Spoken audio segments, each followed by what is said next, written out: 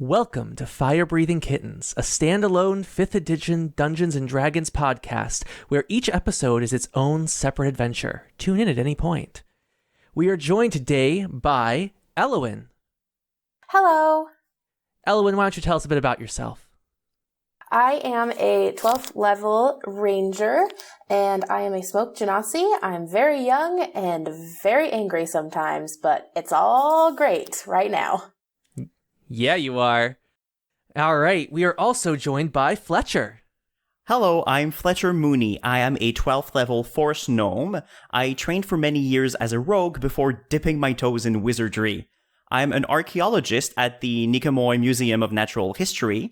I have red hair and a glorious curvy mustache. I wear a green vest with shiny buttons and a lot of jewelry, most of it magical. And I carry a magical glowing bow and a whip. I also have a falcon familiar named Half Moon. All right, and then we have Pidge. Hey everybody, I'm Pidge Beekman. You have a falcon familiar that's so cool. I have a lump of clay that is in the shape of a bird. I call it Zero, and it's going to try to hang out with your falcon familiar. All right. We are all in the Firebreathing Kittens Guild Hall. The guild is a large building with a bar, a sitting area, and wooden tables and chairs, and a wall with a corkboard and job flyers posted. Well, good morning, everyone. Good morning. Hello. So while I get my morning coffee, can I take a look at the job board and see if something was posted on there? Sure. You look at the job board, there's a couple really old job flyers. Nothing that really stands out. None of them actually pay anything either. There's one about a lost cat. There's one about a pyramid scheme, get rich quick, that kind of thing. But they're looking a little dusty at the moment. The window is also open, and you see that the sun is shining in and hear the sound of waves in the distance. Well, that looks like a good day to go to the beach. Yeah. Yeah, I'm down to go to the beach. I haven't really messed around in water, but Oh, what happens when you go in water?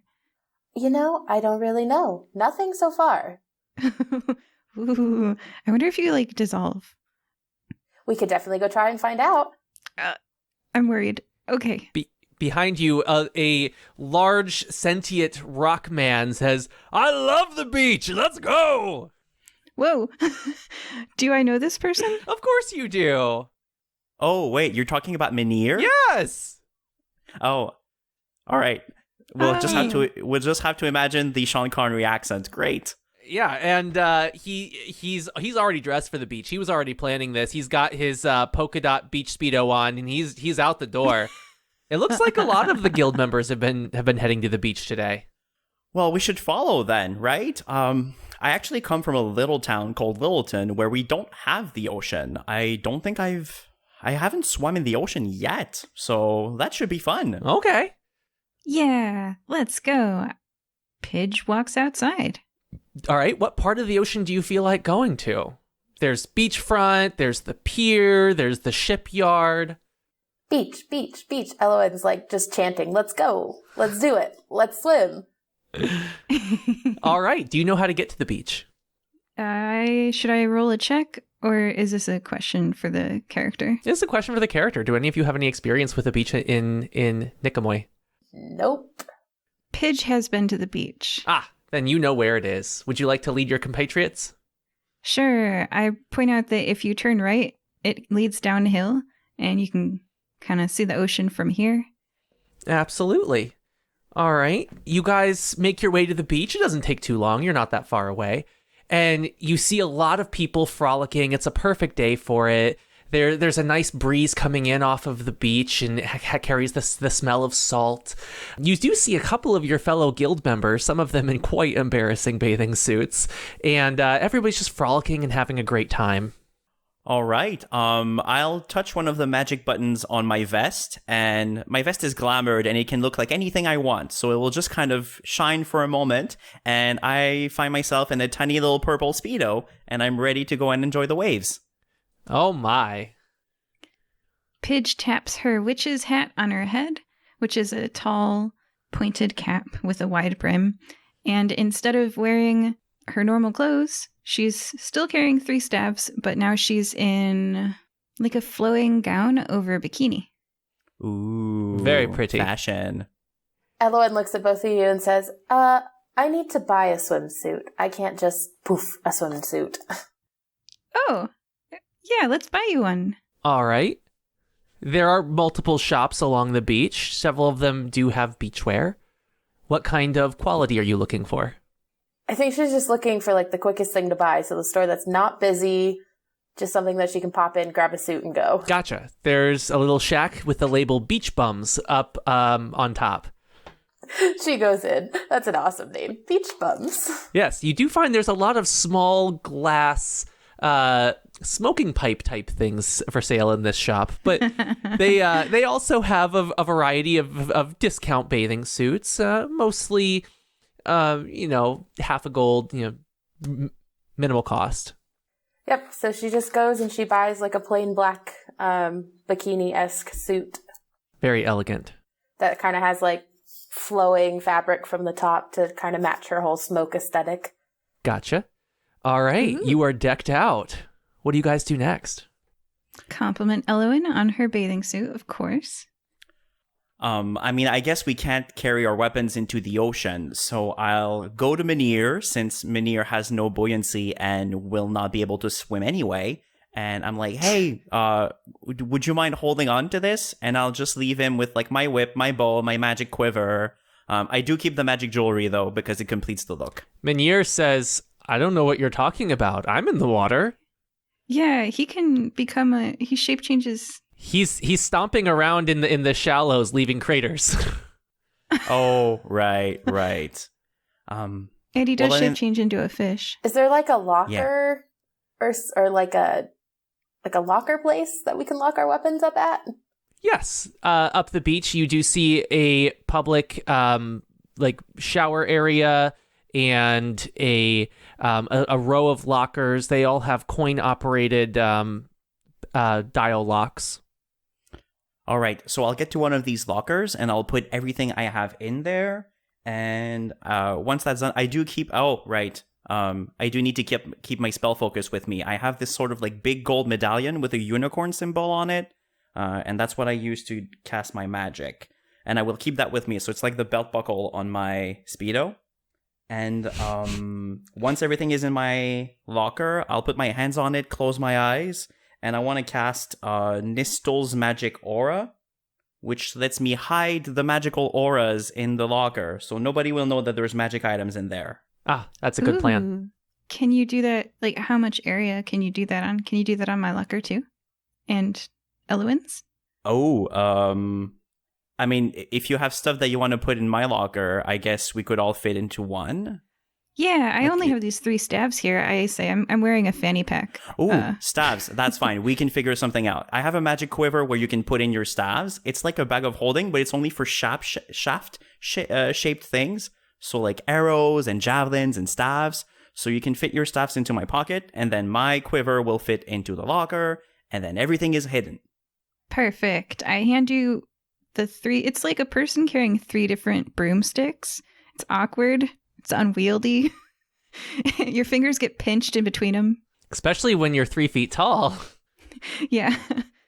Oh, well then you should get one of those quivers. They're really fun for carrying staves. I like that idea, actually. All right. So what do you guys do next? Well, once everything is in the locker and it's magically hidden, I will go for a swim. I guess first I'll hang close to Minir. He doesn't swim much, and I don't either, so I'll, dip my toes in the water and see how it feels, and like, oh, it's cold for a moment, but then you're fine and you go further, and then you're like, oh, I'll have to, learn how to swim. Oof. Oh, yeah, you're going to have to learn. Yeah. Are there anybody that I know on the beach that would be able to teach me how to swim? Oh my gosh. What? Do you want me to teach you how to swim? Oh, Lady Page, do you know how to switch? Amonist is also on that beach. Oh, Harmonist is the pirate person, right? I haven't met him yet. I know he's there. Harmonist, am I doing this right? Can you, he looks up from the floating pool bed, one of those like inflatable rafts. He's lounging stark naked out in the water there. It's that kind of beach. Right. It's all right. I am that kind of gnome. Would you like me to teach you how to swim? Sure. If you have any suggestions, I will gladly take them. Yeah. Are you a willing creature? He's very willing. Yes, I give you consent. Yay. Okay. I polymorph you into an ocean fish, like a whiting. They're maybe 1 to 2 feet long, big enough so that you're not at risk of being eaten by anything or anything. And don't worry, if you do drop to 0 hit points, you'll just pop back to your normal form, so don't freak out. And you can learn about swim bladders, buoyancy, and the ocean currents by using a variety of senses that you wouldn't have had in your normal body. So it'll teach you how to swim just from biofeedback. All right. So I turn into a fish. A whiting. What are my stats as a fish? Do I have enough intelligence to retain the information? Oh, yeah. They're smart. You don't like beach yourself or anything. You can yeah. Right. I know I'm not gonna drown, but the question is, I wonder if I have enough memory to remember what is going on after I'm not a fish anymore. But for the time being, I'll flap around and I will enjoy. Would it make you more comfortable to be a bottlenose dolphin? Oh yeah, I like dolphins. Can I be a dolphin instead? Dolphins are smart. There you go. And you have echolocation in this form. For some reason, he ends up being one of the pink dolphins. Oh, like the Yangtze River. You're a pink dolphin. Wait, yes. Are they saltwater compatible? They are now. There you go. I think they must be. Are they? You're in brackish either way. There's rivers pouring into this bay. True. Nice. So I'm a dolphin. And by the way, I'll request that even as a dolphin, I keep my mustache because I do like it. Of course. It's a mammal. Sure. Yeah. And then I'll start... like a walrus. Mammals have mustaches, of course. And then I'll start swimming around and explore a little bit. I'll start learning about like floating and buoyancy and kind of diving further. Also while, of course, like still breathing through my blowhole. And yeah, I'll explore the deeper parts of the ocean floor a little bit. You have an hour, by the way. You start to hear a strange music from further out in the ocean. Ooh. It sounds like a woman singing. Come all my creatures, my needs come to play. Rescue the child sometime this day. Oh, I would so love to warn everybody about this, but I'm a dolphin. And... For an hour, and if you express discomfort, I'll unpolymorph you. I'm not rude. Fun fact, as a dolphin, I am wiser than as Fletcher. So I'll know that I need to go and warm my buddies. So I'll kind of turn around and then I'll flap around Pidge, maybe kind of jump over her as a free willy move. Okay. And, just like, and then I'll kind of try to point at my ears that I don't have. I'm a dolphin, but I'll try to warn her. I will drop polymorph. Oh my god. So as I turn back into a gnome, I straighten my mustache, and then I heard this voice of a woman coming from like below the ocean. She was talking about like saving children. Should we go? Sure. Elowen like kind of hops in the water just to make sure she won't dissolve. She shouldn't. She's You're like, fine. yeah, this seems fine. Do we want to breathe underwater? Because I can do that. I can make us do that. Oh, how long does that last? 24 hours, a full day. Oh, that is very cool. Okay, so let's run back to our locker, grab our equipment, and then you can cast the water breathing, and then we can try and find the woman's voice. Yes, we do need. I do need like a reed or a piece of straw though, in order to cast this. I hand you one from my fanny pack. Nice. Always prepared. Mm. So I'm going to go ahead and cast water breathing on you guys are willing, right? Willing creatures, you want to breathe in the water? Sure. Yes, you have my consent. Sweet. So she casts that spell, and we can breathe underwater now for 24 hours. And we breathe with our normal, like, we don't grow gills. We just breathe normally. Well, that's clever. That's okay. Okay, so you guys can now breathe underwater. What's your next step? I mean, we'll grab our equipment very quickly, put it back on, and then I'll try and bring the ladies to like the closest spot I can find where I heard the voice, and then we'll just out of habit, I'll kind of hold my breath for a moment, dive under the water, and then find myself stupid because I just remembered that I could breathe, and then I'll try and point in the right direction of where I heard the voice. How keen is your hearing? Is it as good as a dolphin's? I don't think so, but I'm... let me see. Dolphins have blind sight, but they don't have any sort of hearing capabilities. So I think I'm just as perceptive as a dolphin. Okay. You're not a dolphin anymore, but I'm be aware. again. Well, you should save your magic in case somebody's in trouble. I have lots of magic. If you need to be a dolphin again, you let me know. Okay. You hear some music, but it doesn't sound like words anymore. It seems to be coming from south, sort of along the beachfront. All right, well, let's start swimming in that direction then. Okay. I can't hear the speech anymore, but maybe it's because she was singing in fish. Is that a language? Pidge's short brown hair, which is fanning out around her rock gnome face underwater. Pidge is only 3 feet tall, so I become a 3-foot tall seal.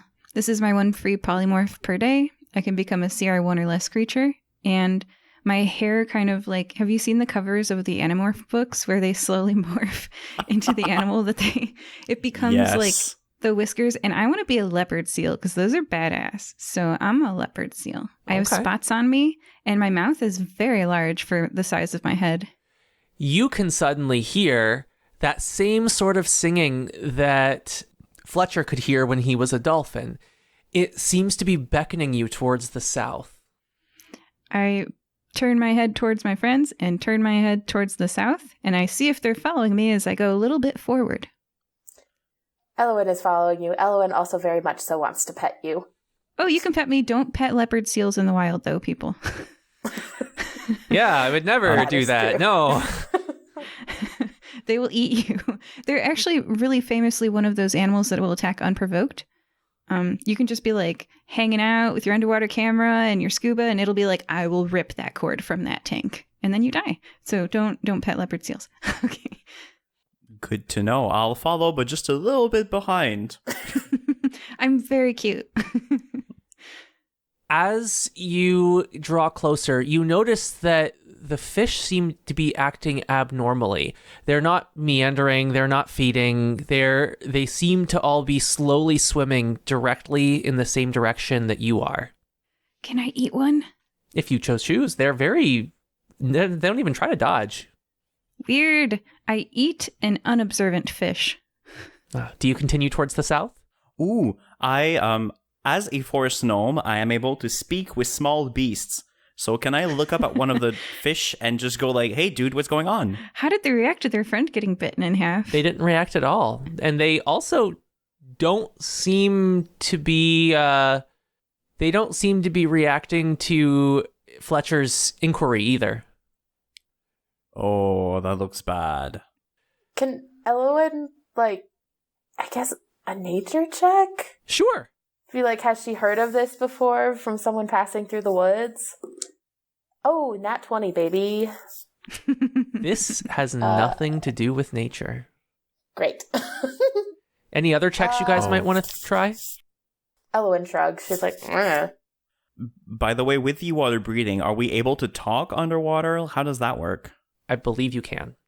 Okay, all right. Although Pidge cannot right now. I'm a leopard seal. Right. And you're still small, so technically we can still understand each other. I would like to, because I spend all my days in the library studying school books, I'd like to see if I've read any magical arcana texts on fish not dodging as I chomp them in half. I find this unnerving. I spit the fish out. I'm like, I don't want to eat you. You're poisoned. So I'd like to do an Arcana check. Go ahead. 24.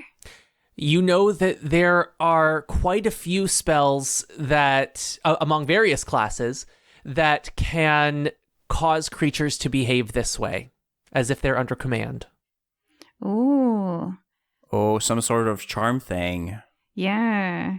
Well, I have protection because I'm a rock gnome against... Are you a rock gnome right now? Wow. As you swim, you start to lose focus. I drop polymorph like fast as a reaction. And as a rock gnome again, and not as a leopard seal, you see my stabs just like spring back out of my leopard seal body, and now I've got, my skirt on and my short brown hair again. Hey guys, these fish were charmed. I, as a rock gnome, am particularly resistant against magical charming, but how are you guys feeling about your resistance to charms? Oh, that's something all gnomes share, so I'm good. I'm not. You don't seem affected at all, though. Okay, well, you're not affected for now, so we should keep going and see what happens. If you ladies agree, of course. But we'll pay close attention to you, and we'll try to dispel it if something happens. By the way, Lady Pidge, do you know how to dispel stuff? No, I can change you into things. That's all I can do. So some explanation for the listeners. I am a transfiguration wizard. I only take transfiguration spells. Nothing else. Oh, right. Yep. I do have a little bit of knowledge about magic, though, and I know that some spells only affect, shall we say, the beasts and the birds, and not the peoples. Oh. Okay, so we might be safe for now, but we will pay attention. It might simply be that we, so out of game, it's that anything with an intelligence higher than like 4 isn't affected, or 6 or 8, there's these cutoffs. But in game, I would say this is something that affects the beasts and the birds, and you're not a beast. So. Aha, but Lady Pidge, that is a theory. We don't know yet, and we should go and check it out. Well, there are seagulls. Do you want to see what they're doing? Oh yeah, I swim up to the surface and I look at the seagulls, I guess. They look perfectly ordinary, circling around. They probably can't hear it. They do seem to be feeding quite a bit as they snatch fish. The seagulls are like, this is my day. Yep. But as a leopard seal, it affected me, right? Yes. So, yeah. That's my theory. Let's keep going. Okay, so it might only work on animals. You're right. Let's keep going. Okay. You continue to proceed towards the direction that all the fish are going. As you go, you start to notice that there are more and more, shall we say, high-level fish around. You see plenty of sharks. You see some large octopi, some other seal, just all of the really fearsome life in the ocean drifting in the same direction. Drifting? Yeah. Towards us or away from us? Or with us? In the same direction you're going. They kind of slip past you. They're all heading in the same direction. This isn't normal, right? Nope. Okay. I just wanted to check. Because, my thing's kind of generally the forest and not the water, but just wanted to check. Yeah, this is not normal. You start to see I'm not usually familiar. Wait, sorry, go ahead. You see what looks like a sandbar in the distance.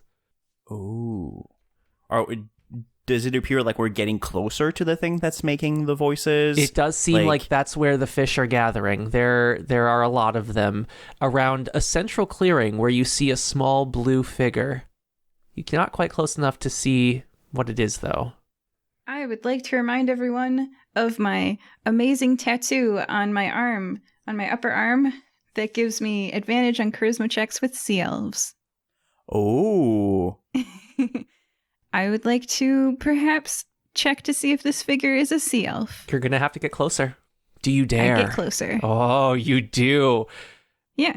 When you are within 30 feet, there is enough light filtering through the water that you can see this is not a sea elf. Darn. This appears to be a female Triton. A Triton isn't a sea elf? No, Tritons are Tritons. Tritons are their own race. They are not elves. Okay. And her mouth is open. You hear something vaguely musical coming out, but in your current form, you do not hear words. Okay, I'm going to try common first. Hello, world. She turns to stare at you in shock. Smile, wave. I do not move any closer. She flees. She darts upwards towards the water, towards the surface of the water and the top of the sandbar. Are the fish following her as she's trying to get away? Right now, the fish aren't moving. Okay, well, I guess I'll go after her. As a rogue, I'm able to dash as a bonus, so I'll try and swim very quickly, and I'll try and comment just like, wait, we just want to talk. Elowen's following. She has made it up on top of the sandbar. Wait. What? But I'm not following. You're not following. What are all the fish doing? They're waiting. They're not moving. It's really weird. So you're telling me that there is like a giant great white shark just hanging out here? Tons of them. Okay, maybe I follow. I follow, actually. I'm coming too. Right, so I swim, and I try to get to her. All right, she is hopped up out of the water and is on the sandbar, and she pulls a small harp from a satchel on her side. Ooh. Like still underwater, like? No, she's out of the water. She's up on the sandbar. Oh, all right. So I guess I'll follow her as close as I can, get out of the water as well. I don't want to look too menacing in my purple Speedo, but I'll keep a hand on my whip just in case. Lady, we really just want to talk. We're curious about what's going on with the fish. They seemed a little enthralled, shall we say. Who are you? My name is Fletcher. I'm a new member of the Firebreathing Kittens. And I'll show her my Firebreathing Kitten Guild tattoo, which is, like in the center of my back, but at the lower part, a little tramp stampy. And I'll be like, see, I'm with the guild. Look. And we were simply curious. We heard your music in the water. We saw the fish. It looked a little curious, and well, I like myself a good mystery, so we're here now. You should never have been able to hear my song. Oh, we are quite adept at changing forms. My friend tried to teach me to swim by turning me into a dolphin, and that's when I heard your music. Oh, perhaps you will be friends of the water then. We are in a time of great need. We're looking for heroes. Well, pointing at my tramp stamp once again, I think you found a few. She sits back and starts to recite a message that she was sent with, apparently. The child of King Triton of letter A, alone and lost from a home far away. Follow your ears, adventurers thee, to the sound of sorrow and misery. Bring the child back to home, far away from this silt and loam. Go with care, but hurry along. Both will be needed to find the song. The child has already been torn asunder. 3 sunsets till death, such burning umber. Oh. All right. I took some notes very quickly, but you'll see that, anyway, like Fletcher's quill was wet, so he wasn't able to take really good notes. So we're looking for a child named of the letter A, and she was taken from the sea people. Did I understand that right? My mission is done. The Triton turns and dives back into the water, speeding away. I feel like the DM is not going to let us stop that from happening. Yeah, I'll watch her. She's very fast, and she's in her element. You're not going to catch her. I can tell that. Yeah, I'll watch her swim away and just be like, "Thank you, very little." I could totally stop her, for the record. Just saying, but I won't. I see that I'm not supposed to. You could try. I absolutely can, because I can shape water, so I can just literally grab her bubble of water up from the ocean, and she can swim in that all she wants as she floats in the air. But I'm not going to. You could, but you might not like what happens to you. I'm not going to. I'm just pointing out that I'm letting her go. She was powerful enough to bring a bunch of giant sharks. I respect her decision. I don't know if you picked up. She's a very powerful bard. I got it. Okay, so now we're all standing on like... We're not back in Nikomor, right? We're like on a tiny little beach on an island somewhere, right? Yeah, you're on a little sandbar. You're not far from the main beach. You can still see it over in the distance. Oh, all right. I'm picturing like Bora Bora or like those Seychelles or like tropical islands where do you follow like travel inspirations on Facebook and you just scroll through Facebook and then you see like a tropical beach and then you're like, Yeah. It's a lot like that. Right. It's just a pile of sand that the water put up here. You got like a little like 20-foot by 5-foot section that pokes out of the water. let's just stay here for a bit. Can I short rest? If you want. Yeah, I get back a spell slot. And I get a tan or a burn. Fletcher will sit down and try and make sense of the notes he quickly took in his book. So I'll take some notes really quickly, just thinking about what she just said. Sure. Okay, so she lost a child. We have 3 sunsets. Do you need to hear it again? If you don't mind. Yeah, you just happened. It was very memorable. It stands out in your mind. All right. The child of King Triton of letter A, alone and lost from a home far away. Follow your ears, adventurers thee, to the sounds of sorrow and misery. Bring the child back to home, far away from this silt and loam. Go with care, but hurry along. Both will be needed to find the song. The child has already been torn asunder. 3 sunsets till death, such burning umber. All right. 3 sunsets. Mm-hmm. We're still early in the day, right? Yes, it's morning. Okay. 3 sunsets. So maybe someone captured him on a ship. Oh. So we might have to check where the shipping docks are and see what kind of information we can drum up nicely or otherwise. I like that idea. Lady Pidge, do you agree with this? I have one concern. The people who were being recruited for this task were underwater denizens, like great white sharks. Oh. Which implies that the rescue location is underwater.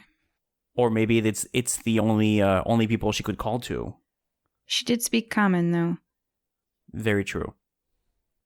Throughout history, the idea that a person on a boat could go to an island and wreck things is not too out there. It's happened a lot. So I think the villain, definitely could be like a John Smith sort of ship captain person. So let's see who's not in the shipyard. Like, take stock of who's not there. Are there any villains missing? Let's do a rich person check in the shipyard. Oh. Yeah. All right. So I assume you swim back to the beach and then head over to the ship area? Yeah, Right. we know the person. Yeah, you do. Who runs Jim the Bob. shipyard? Jim Bob, the harbor master. Can I do a quick thing while we swim back to the shipyard? Uh-huh. As we swim back, do we start like meeting up with the fish that were just seduced by this Triton woman again? Ooh la la. No, the spell is broken. They seem to all have dispersed. Oh, okay. Can I just find one quickly? I just want to ask a couple of questions to a fish. Sure. Okay, so I'll look at one of the fish that's kind of swimming around, and I'll be like, "Excuse me, sir." And by the way, like, it's not actually speak with animals; it's just the forest gnome thing. So I can suggest ideas, and they can suggest a reply. Mm-hmm. So I'll try to kind of look like somebody who's looking for trouble underwater.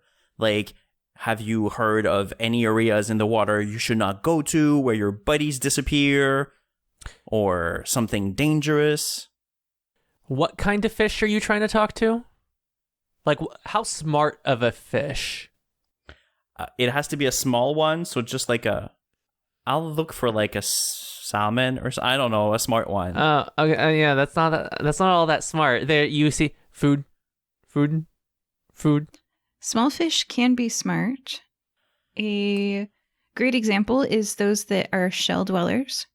They live in shells, and they have defined territories just like humans. They defend their territories from usually other males. All right, well, that one's no help, so let's go to the shipyard. Okay. They have multi-generational housing developments. One could call them civilized. Anyway. I mean, you could try to find one of those. That would work. Are there Tanganyika shell dwellers? I'm just saying the minnows are not all that smart. No, minnows are dumb. To the shipyard. I tried. All right. You keep swimming. The sea turtle back there keeps going. You All right. reach the shipyard. Great. So you mentioned a name, a Mr. Jim Bob? Jim Bob, the harbor master. I don't know him. Can you bring us to this person? Yes. Elwyn? I'm interested in meeting him too. I don't think I've met him yet. He's got a peg leg and an eye patch, and he joined us briefly. If you've listened to Danger Under the Desert, you can see why he didn't join us more. He immediately got kidnapped and held for ransom, let's say, because we rescued him, and that's the story we're going to tell. So we didn't murder anyone. So He is not the most accomplished adventurer.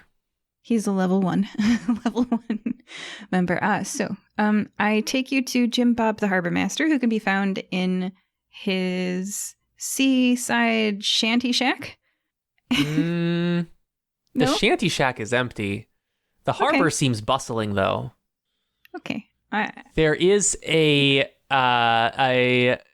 command office. A command office. I go there. Yeah, he's not at home. He's at work.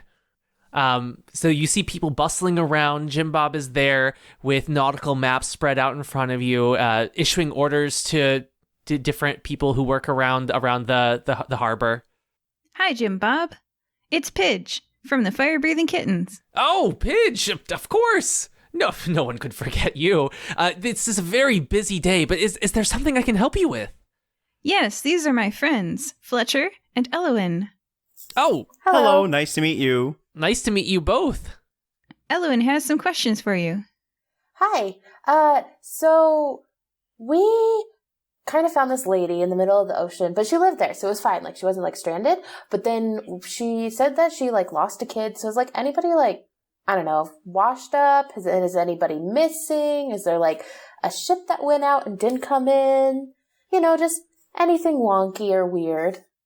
Jim Bob leans over to Pidge and says, "What is she talking about?" She just asked you if any ships were missing. Oh, no. In fact, the harbor is quite full. We're all preparing for the prince's arrival. That sounds like a villain, I think to myself. Yes, tell me about this prince, I say. Well, he comes to stay every so often. He's known to be quite the partier. He has his party yacht that, is coming back into harbor again. He was just taking it out for a spin, and everything has to be perfect. So he's docked in harbor? Oh, he was last night. Now he's out for a joyride, party. I called it villain, just gonna say. What is he the prince of? He's a prince of a neighboring kingdom, but he typically goes by that wherever he goes. He usually stays in what passes for a palace here in Nicomoy. We don't have actual royalty, but there's a very posh sort of chateau up in the rich district that is often rented by visiting dignitaries. What's his boat look like? It's one of the large party yachts. It's got lots of detailing on the hull, not a smooth hull, lots of windows, and it has a large flat deck where people often have banquets. Okay. Does it have a name? Yes, the SS Chariot. Oh, you must go. Yeah, he's coming back. His ship is coming. We must make way. Of course, if fangirls wanted to meet him and I tapped my hat and looked like a beautiful human woman, still in that bikini, it's just more filled out. Where would we meet him at? I fake enthusiasm. Yeah, where do you meet a rich prince like that? You don't know the prince very well. Should I look like a dude? Perhaps. Okay, I tap my hat and I look like a 6-pack human dude. In a bikini. Less of the bikini top. Well, you can try your luck, but he's quite popular. His ship is right over there. Okay. You see a large white ship with ornate brown wooden trestles all over the sides and a large flat deck coming into the harbor. All right, well, we can't meet a prince dressed like this, so I'll shake once again. I'll glow for a moment, and I'll return to my usual clothes. So, like, outside of the purple Speedo, back with my little green vest and my shiny buttons, I look quite fabulous. I mean, I'm not rich, but I can look fancy enough. Can we be outside the Harbor Master's command center to chat? Sure. Right, this would be like... I'm assuming this would be as we're walking towards the boat, because I want to go and meet that person. There are a lot of people bustling around. You'll have to talk quietly. I have a suggestion. Yes? I know a way to get us on this boat.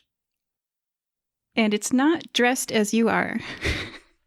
Oh, you want to dress as, what, help? No. Well, we'll help. See how I'm dressed in my muscular six-pack, and I'm tan, and there's like a channel down my abdomen, down the middle, like, and there's little beads of sweat as from when I was working out, and I've got my swim trunks.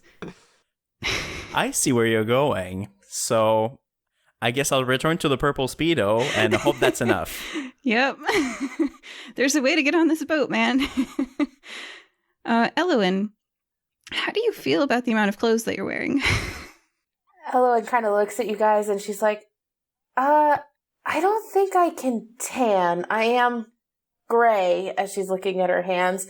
But then she kind of looks and she's like, but I can do this. And she just like rips the fabric off of her swimsuit. Okay, because you don't have to, because I can polymorph you into like a kitten. Everybody loves kittens and puppies. So if you want to be on this boat, not sexually represented, but adorably represented, you could be like a puppy. Like picture a baby Shiba Inu. Elowen kind of looks at the fabric in her hands and goes, that's probably a better plan. Okay. She's like, yeah, I could be a puppy. It's your choice. She's like, yes, make me a puppy. Oh my gosh, I haven't... But make me like a fluffy puppy, though. Oh, okay, what breed? Husky? Oh, husky puppies are so cute. I'm a hot guy holding a husky puppy. And I want to party. Yeah, that'll get us through the door for sure. As you're walking towards the boat, you do see an attendant bringing a horse down the gangplank. It's white. It has fancy stuff on it. Does it have a fancy person on it? Not yet. Oh, okay. So can we try and get as close as possible to the fancy horse? Sure. The handler does look at you kind of sidelong, but he doesn't say anything. Oh, and for the record, I'm still wearing my witch's hat. It is a non-negotiable part of my outfit. Okay. Hot guy with witch's cap. You see a large gangplank come off the ship, and a party of people come down, one of them climbing up onto the white horse. He has a very chiseled face, wavy dark hair, and he's very boisterous. He's very smiling, talking to all the people around him. You know, he just seems very, very congenial. Elowen's trying to make like puppy dog faces and like turning her head side to side. She's like, look at me, I'm cute. Oh, you're adorable. I'm petting you. You're not quite close enough to get his attention. There's a lot of people milling around. If you want to get this person's attention, you're probably going to have to involve some kind of skills. Right. I have an idea. There's a specific sound that specific people react to, so I'll use minor illusion to create a little sound, and I'm gonna try and make this sound come like very close to him and then very close to us. So like maybe like, you know, like if you have like something ringing in your pocket, you'll be like, oh, there's that sound, and then you hear that sound again further back. And the sound is something like... All right, which skill are you using for this?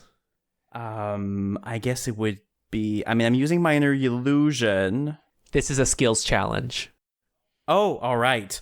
Well, in that case, I guess it's performance, because I want to get his attention with a sound. All right, performance. Go ahead and roll. Very good. Very good. I'm actually good at that. Ooh, 21. 21. You definitely hear him or see him glance in the direction of the sound, but then suddenly somebody puts a drink in his hand and his attention is turned away again. Oh, dang. All right. Pidge, you're next. Oh, this is fun. Okay, I would like to use my investigation to identify a person who is in his circle, because you don't have to be picture a bird wing, enveloping and bringing you into the fold. You don't have to be taken in by the leader. You might have a better in from a follower. You see a handsome blonde young man. Oh, sure. I'm sorry. Go ahead, roll. I just liked what you're doing, so... Oh, okay. I could just take that auto success of you. No, go ahead and roll. Okay. A 16? Oh, that's plenty. You notice that right next to the prince, walking beside his horse, is a very lithe young man with short blonde hair, and he seems to be wearing a dancer's leotard. Ooh. I whisper to the puppy. I say, "Win that dancer over, not the prince." And I set the puppy down on the plank. All right. Elowen, what would you like to do for the skills challenge? She's gonna run over to the dancer and she's just gonna feign hurt, I suppose. Aww. Like, look at me, I'm hurt and pathetic, save me. All right, go ahead and roll. I don't know. Would this be sleight of hand? I think it's more persuasion based on what you're telling me. Okay. Ooh, that's a 5. You fail. He takes a look at the puppy and goes, "Ooh, there's a stray dog," and he nudges you aside with his foot. Elowen's angry. All right. She might blow up. Fletcher, you're up. So Fletcher sees this happen, and for a moment he's going to turn to the puppy and just very quickly ask or suggest an idea and go like, "Are you okay? You're fine?" Elowen's growling lowly. Uh-oh. All right. She's very upset. Yeah, Fletcher be pissed as well, and he's pissed at the dancer now. So with a quick movement, he's going to touch the shiny button on his glamorous purple Speedo, using the glamour to transform into a leotard himself of greens and purples. And I'm going to try and get the prince's attention by using an acrobatics. So sort of doing cartwheels, maybe climbing on top of somebody. If there's a lamppost or something, I'll try to do a pole move. But I do want to get attention with acrobatics. All right, go ahead and roll. All right. Ooh, that's a 24. Ooh, you perform a standing back tuck while standing on top of one of the pier posts, and the blonde man takes notice of what you're doing and gestures with his chin towards you, and both he and the prince look over. I'll wink. Ooh. All right, Pidge, you're up. I see that he has slightly captured the attention of the dancer and the prince, and so I would like to boost his performance by using an arcana check of my own to manipulate the water to spray a jet of sparkle and mist like an ooh and an ah in a magician's show, and hopefully frame Fletcher in like how crystals scatter the light in some prisms of rainbows. I hope. Here it goes. Go ahead and roll. 24. It works beautifully. It's a spectacular sight, and the prince laughs and gestures towards you. The blonde runs over in your direction. Yay! He comes up and says, "That was glorious. Are you guys dancers?" I am. I trained in a special performance art invented by the elves. And I help with special effects. Well, we love it. You guys should definitely come up to the chateau. He hands you a card with the address. We're only in town for a short time, but we've already made ourselves well at home last night. We've got a great setup. Come on up. We have tons of dancers, tons of musicians, entertainment all around. Come have fun. Sounds amazing. With that, he jogs back off to the prince, and they go up the gangplank. They go up the gangplank. Or I'm sorry, up the pier towards land. All right. I go to the puppy and I pet her and I love on her and I say, "You're a good puppy. You're adorable and everyone loves you." And I think the crowd around me probably agrees, right? It's a puppy, right? Yeah, there's still sailors and some servants, doing things, and some people think she's very cute. Yay, everybody wants to pet you. See? Elowen's like wagging her tail. She's like, okay, I'm good, but it's like a hesitant wag. You could still tell she's a little upset about something. Yes, the dancer and the prince are villains. They probably did something bad last night, and now there's a missing girl. So, yes, they're bad boys. We'll get them. Don't worry. All right, what do you do now? Well, before we go to the chateau, I'd like to inspect that boat. What if they left something on it? So, Lady Pidge, are you good to take care of the puppy for a little while? I am very useful in investigations, and leaving me on the deck would be a mistake. Right. Can Elowen use her nose to see if she smells anything interesting? As a dog, you do get advantage on smell and, I believe, hearing. Hearing, yeah. Investigation checks.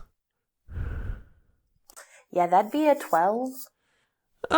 You're mostly distracted by the people around. There's still a lot of servants milling about.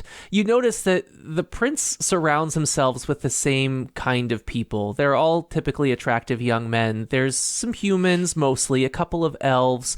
Some people stand out a bit. One of them is extremely tan, which is a bit unusual for this retinue. One of them has blue hair, and one of them appears to be a tabaxi. Oh. They're all milling around, doing various things before, closing up and heading up onto land as well. Fletcher, would you like on the boat? Would I what? I'm sorry, I didn't hear. Would you like on the boat? Oh, I'd like to. I can turn invisible and try and sneak on board. Thing is, my magic is not very strong and I can only turn myself invisible. I have my own ways. Do you think we should all go on the boat? I would like to have backup for sure. Okay. If you're able to follow an invisible person. Let's see what happens if the puppy kind of just wanders onto the boat. It's a puppy. It just kind of walks places, got fat little butt legs, and it just kind of waddles. Yes, Elowen just kind of like walks her happy butt towards the boat, like she's gonna just get on. And she's very hard trying to be like super cute and like wagging her tail and just saying hi to everybody, but also like trying to sniff on the boards because she's like, oh yes, I'm a dog. Most people ignore her. One person who seems to be walking very slowly reaches down to pet her and then continues on his way.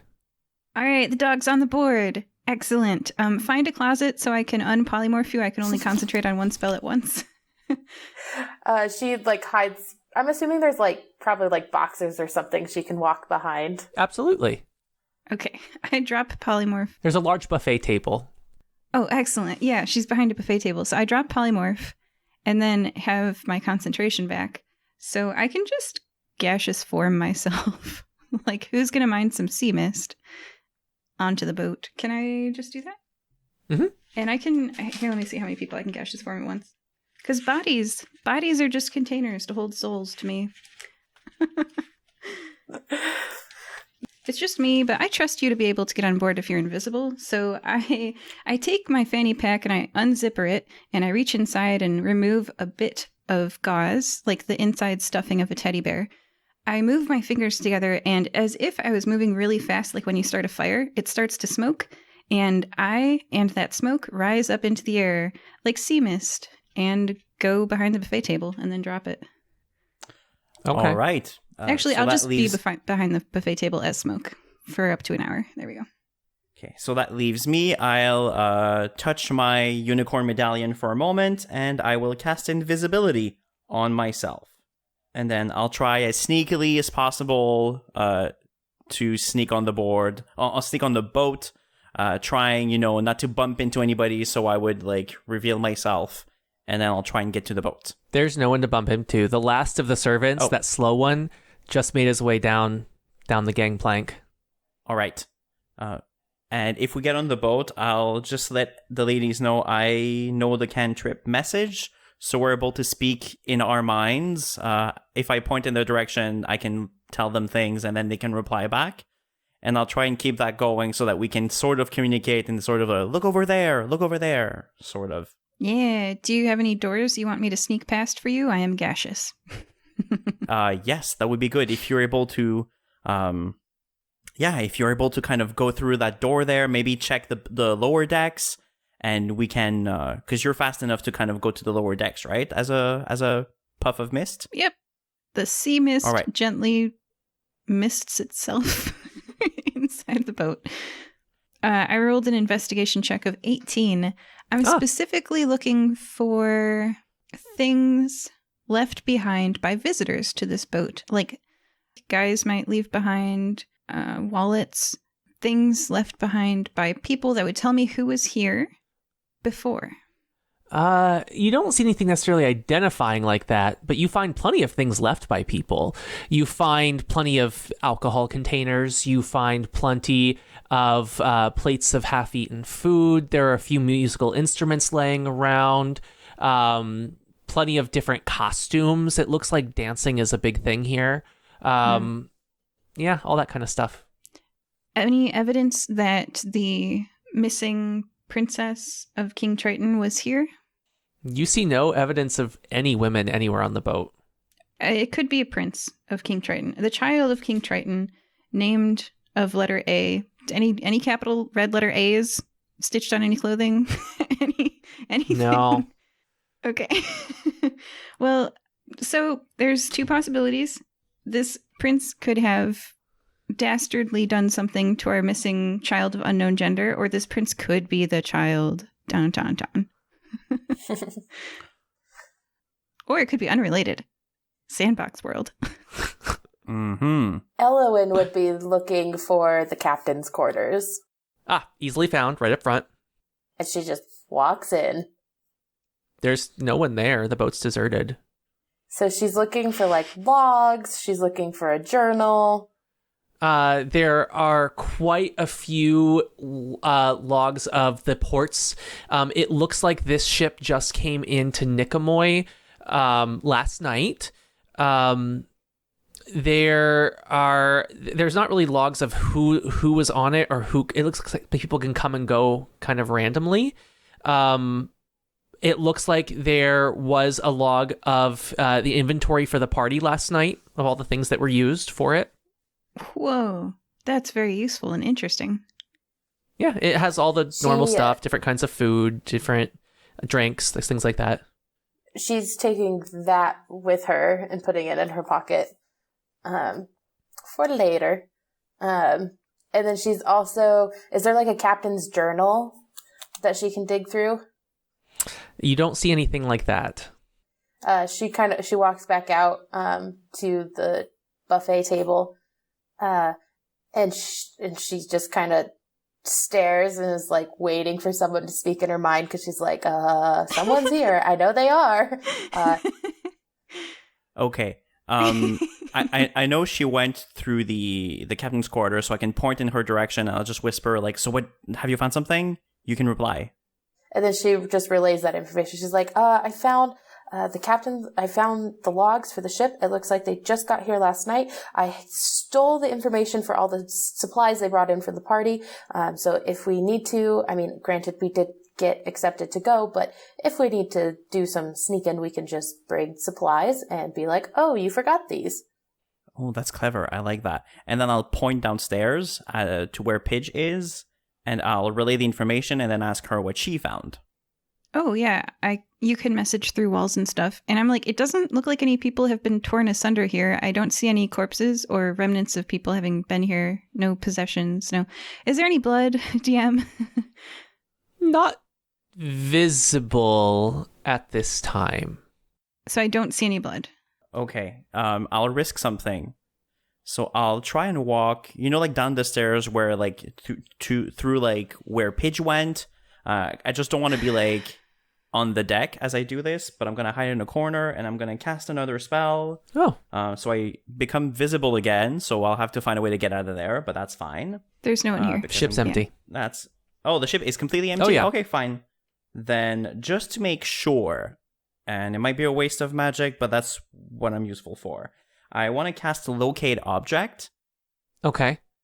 Using Locate Object, I'm able to describe or name an object that's familiar to me. And if the object is in... Wait, I'm looking at for the... Yeah, is there an object that's familiar to you? Yeah, familiar, but also I can... Like, it doesn't have to be, like, a specific object. I can think of the idea of an object, like a set of tool or jewelry or furniture. And if there is something close within 1,000 feet, the spell will point me in that direction. Okay. And I'd like to think about any sort of apparatus or tool that could be used to kind of bind someone or lock someone. So like shackles or chains or locks. Oh, good. You feel a bit of a pull towards the ropes that are evident all over the ship. But you also feel a strange pull towards different spots all around the central deck where the dancers had been set up.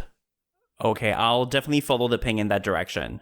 Okay, you look over at the floor. I mean, it looks like a regular floor right now, but you feel that pull towards different spots, each about 2 feet apart. Okay. And that's on the main deck outside? Yep, on the main deck, the very top floor, open to air. Okay. This is kind of like a horror story. This is seriously, like, this is messed up. A little bit. I'll point downstairs towards where I kind of know that Paige is at the moment, and I'll send her another message. If you wouldn't mind gassing up to the main deck again, I think there's a puzzle here, and I might need more magical help. I join you. And then I'll point towards Elowen as well, so I can get that support too. So you said that there are spots. Like, how many spots are there that are 2 feet apart? Oh, they're all over. There are dozens, hundreds. Oh. And they seem like they were used in restraining a person, and there used to be blood here. It's difficult to say. You feel that strange sort of semi-pull, like it was kind of what you were seeking, but not exactly. So maybe, would it be normal reasoning to think that maybe there was something that is not there anymore? Not quite. You can feel that. This just feels more like it's not quite a restraint in the classic sense, but something was done.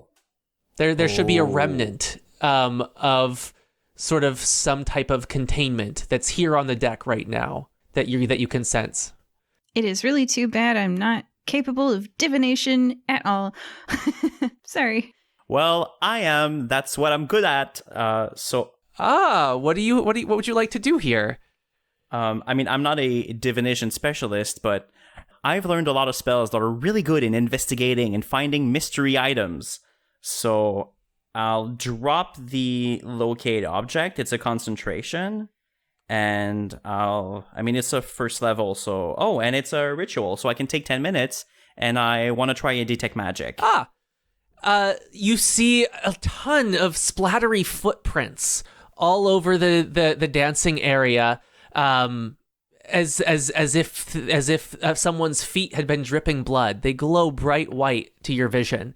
They also go off down the gangplank, and you can see that they sort of stop, and there's a few of them right where Elowen the dog had gotten petted, and then they continue. It's the person that petted you. The slow person? The slow person was injured, and they were walking slower because they were injured? There's something going on with those feet. Is the slow person still in sight? It's been 10 minutes. No, they're long gone. Okay. What did the slow person look like? Let's see. What kind of check would this be? It would be for Elowen. She had the most. I was gonna say, history. Like, does she remember history? Do you remember who petted you? No, that's a 2 minus 1. That's a 1. No. I totally feel you. There's these training videos that they have us watch that they're like, see how many times the backpack changed hands in this 2-minute video clip. And then actually what you're not looking at all is that in the background, the ice cream store changed to a pizza store and someone deposited a black duffel bag full of who knows what next to the pizza pickup. So you're like, oh, the duffel bag changed hands 12 times. And they're like, yeah, but now there's a bomb. And you're like, oh, shit, I missed that. Yes. So I feel, I also would not know what this guy looked like in real life. I'm not observant. Yeah, there were several descriptions of people. I don't know if you guys remember them, but the history check was failed. Very tan, blue hair, tabaxi, blonde dancer. Yeah. Oh, and our okay. prince has wavy, what's his name? He played in Smallville hair. Yeah, kind of like that. Yeah. Okay, cool. Okay, so you have a couple of thoughts of who this might be. Yeah. With the detect magic, I'm usually able to tell what school of magic this is. I'm guessing it would be illusion. Transmutation. Whoa. Transmutation. Oh. Hey, that's my jam. But I thought it might be illusion, like they kind of disguise the spills of blood or something. No. Oh, that's interesting. Someone got all transmuted. All right. One of them was a tabaxi, so I'm just going to point out the cat in the room. You think it might be a tabaxi? No, I'm just there. They were all human, right? Except, well, blue-haired person, but like, I don't know. Okay. Lots of clues. Very excited. Having fun. All right. Well, we know it's one of them. We know it's the person that petted the dog. I guess we don't have much to do but go to that party. We have the invitation. Perfect. What time of day is it? It's about lunchtime. So we have a bit of time before party time that we could use to check up on the ocean. The ocean was weird. Before, no one really parties at noon, right? It's like a 6 p.m. and later, 7 p.m. sort of party start. Okay. Mm-hmm. What's on the card? Like what time are we supposed to get there? Oh, it's just there's just the address. It's not their card. It's the card of the rental they're staying at. Oh, so they're day drinking. Okay. Oh. All right. Elowen looks at both of you and she says, we should definitely check the ocean, but we should also stop by the guild and grab my guitar, because I know he said he had music, and that might come in handy. Yeah. I agree with that. Yes. Okay. So which would you like to do first? Guild first, pick up her guitar. Okay. That is done. Done. Now what? Now to the ocean. All right. You just want to climb in? I stand up to my waist with the waves crashing around me. I'm about 2 feet into the water because I'm only 3 feet tall in my rock gnome form. I lift my arms, spread out to both sides of me, and I belly flop in. You're in the water. All right. Well, I'll switch to my purple Speedo and I'll jump in through the water as well. We have 24 hours of that water breathing, right? You don't have to do it again? Yes, we have 24 hours. Cool. Okay. All right. So let's start swimming again. And I'm not sure what to look for. You see a great white shark again. Oh gosh, I'm 3 feet tall as a rock gnome, so It's definitely swimming with more purpose than before. Not at all charmed. I get out of the water and I dang. scream shark. But I was going to suggest, now that we're all standing on the beach terrified at that fin in the distance. You could fight it if you want. I don't know. Elowen casts speak with animals on herself. That's what I was going to suggest. Because we need some information about this child of King Triton. Okay. Yes. You can speak with animals. And she looks at the shark and she's like, hi, I have some questions. Oh. Hoping to, what do you want? Just make sure it's not. There's a child of King Triton, and I don't really know much about politics down here, but do you have any information on this kid? Because apparently he's lost and we're trying to find him or her. We don't really know what they are. Ugh. Silly mortal. It's Aaron, the prince. Aaron the prince. Is Aaron perhaps have any distinguishing traits, mannerisms? Does he like to do certain things? Well, he's a bard. He looks like most Tritons do. He went missing yesterday. Merowyn tried to find help to send after him, but none of us can go on land. That's where we come in. Where did he go missing? Well, he had been in the palace, and suddenly he was gone. King Triton is beside himself. I'm sure he is. Do you think we could maybe, I don't know, get an audience with the king? Probably not. You are not a sea creature. But I am in the sea, am I not? And I can speak to you. You could try. King Triton is prickly. He has a habit of smiting. Good luck. Great. Could you point us in the direction of his castle? Oh, it's about 2 days' journey out that way, and he points out to the ocean. A little far. Well, thank you. And she reaches, I guess, into her... Well, would she have her pack, though? Sure.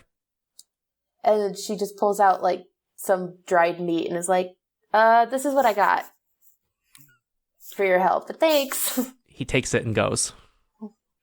And then she turns around and in, like, normal human instead of shark and says, so the prince, it's a prince for sure. It is a male, and his name is Aaron, and he is a bard.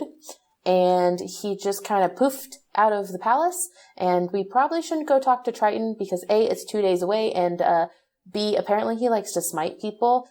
I mean, that doesn't really scare me, but it might not be super great to get smitted. Smoteth. I agree. Let's wait to have good news before we meet the man. Yes. Okay, so in that case, should we get ready for the party? I don't see what else we could find in the water. It's a big place. Yeah. Other than seeing the palace and investigating that, which sounds like it's not going to happen, party planning, or we could just go. Sounds like a plan. All right, so you all go up to the chateau? First, I tap my hat, and I look like a Hawaiian shirt wearing khaki. What do people wear under Hawaiian shirts? I'm always distracted.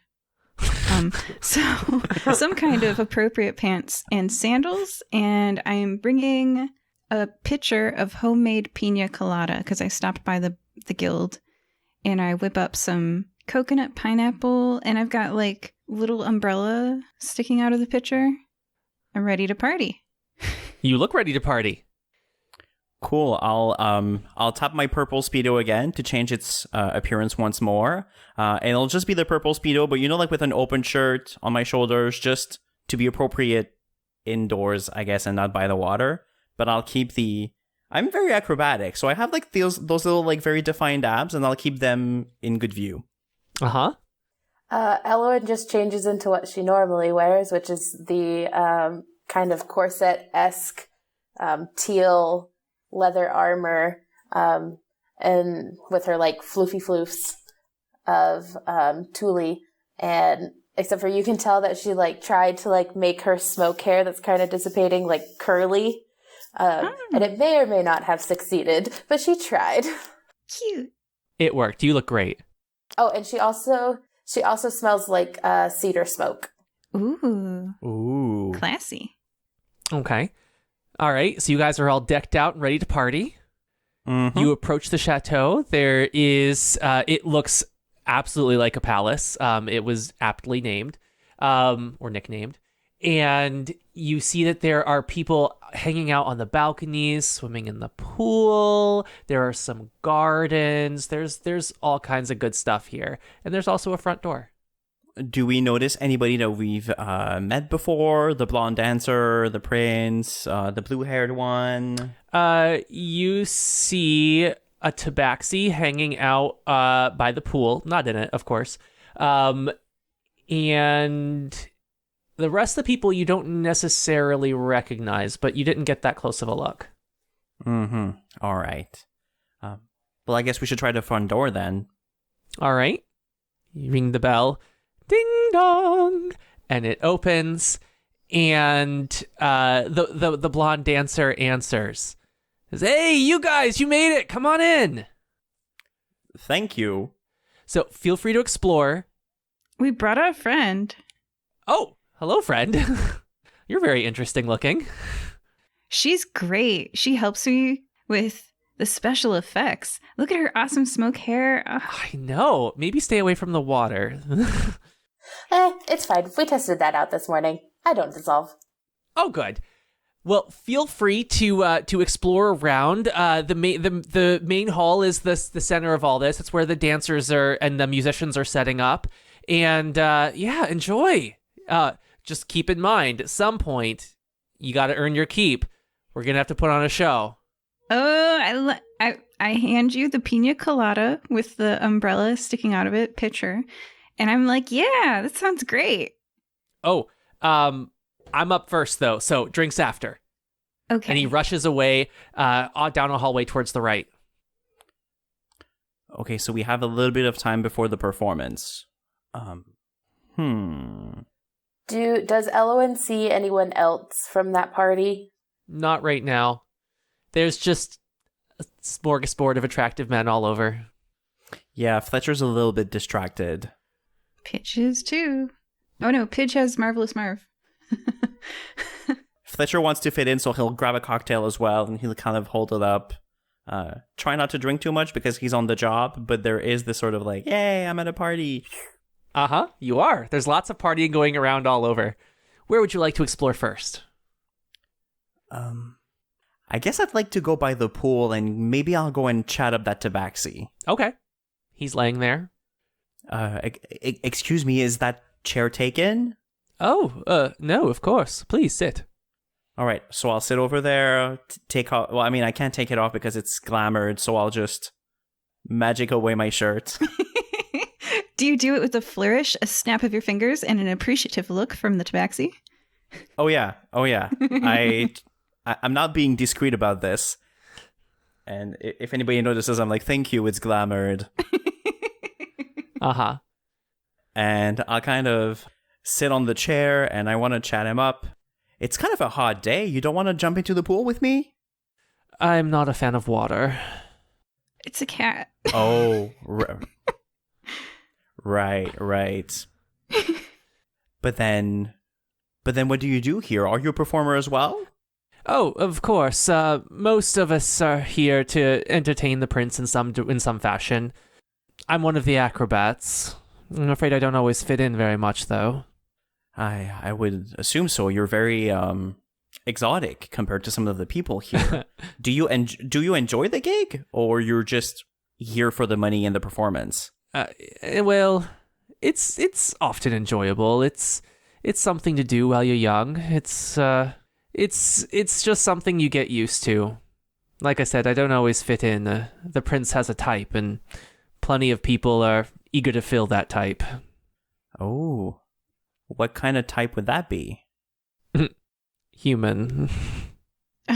Oh, right. Yes. I get that. I get that all the times. You know, like no gnomes, no dwarves. Hate it. Yes. I refuse to change myself as some of the people here do. Oh, do you know some people who actually try to appear human? You didn't think you were the only one with a glamour, did you? Oh, dang. Oh. I don't know why someone would try to do that, I say from my male human mouth.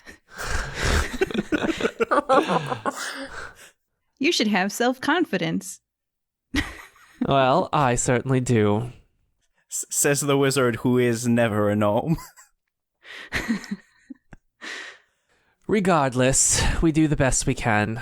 My part won't be till later. I'm part of the Cirque du Soleil. Ooh. Yes. Glad to know that you're here. I hear things are going not so well for you guys. So, well, it could be worse. We've just had to adapt. I know my friend Matthew has certainly adjusted just fine. Matthew? Yes, I think you met him, the blonde one. He's currently the prince's favorite, and he, shall we say, gets extra performances. Oh. The animal hater. So Matt is the prince's favorite. Well, he doesn't hate most animals.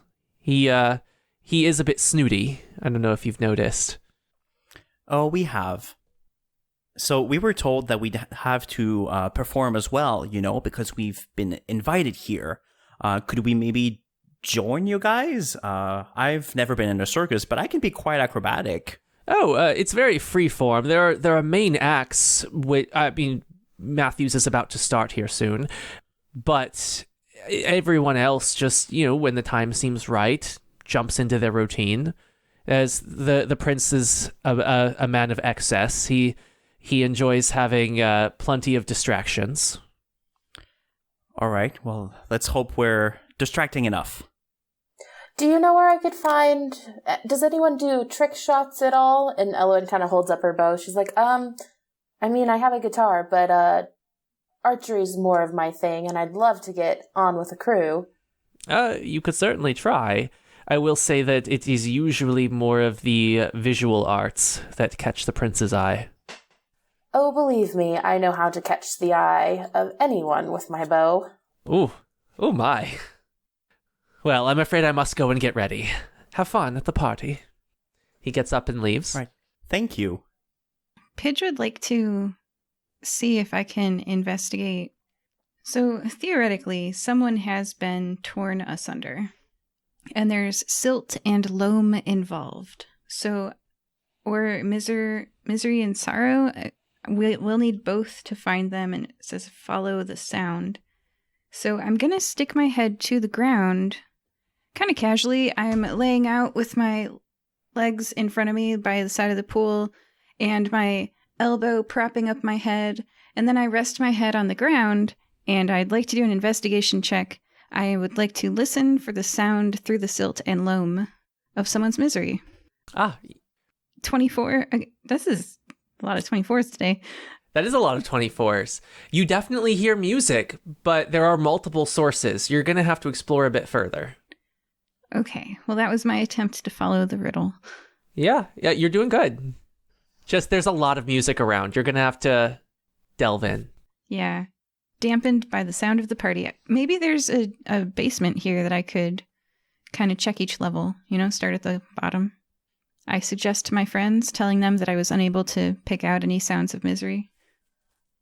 Yes, we could also just, walk into the middle and just say Aaron in every room and see who responds. He's been torn asunder, though. Might not be able to. That's true. Yeah, we should try to be sneaky about this, at least until we know more. This tabaxi person, who I feel terrible, didn't even ask for their name. Ooh, I'll have to get better at that. He mentioned that the prince has a type, and a lot of people here are altering themselves in some way to fit that type, mostly humans. So I can walk around with another detect magic and try to see who here maybe has a different face. Until then, we should also prepare for our performances, and I had a suggestion. Since we're trying to impress people with our feats, I can do my little elven performance thing, but since you're good with a bow, I was thinking, Paige, you could maybe animate some targets that could kind of fly around Elowen, and then Elowen could shoot them down in a very dramatic fashion. Yes, and I can also make it do fog effects as well. If we need any pyrotechnics. Sure. All right. Sounds good. That sounds awesome. So then I'll cast Detect Magic. If I can take 10 minutes, I'll do it as a ritual again. Mm-hmm. And then I'll start walking around looking for whiffs of illusion or transmutation, looking for those spells that can either make somebody look like something else, or I know there's a transmutation spell that lets you kind of change the shape of your ears and stuff, so I'll look for that too. You see a lot of that. There are a few elves, like you mentioned, that have altered their ears. There are plenty of even regular humans who have altered their facial structures in some way.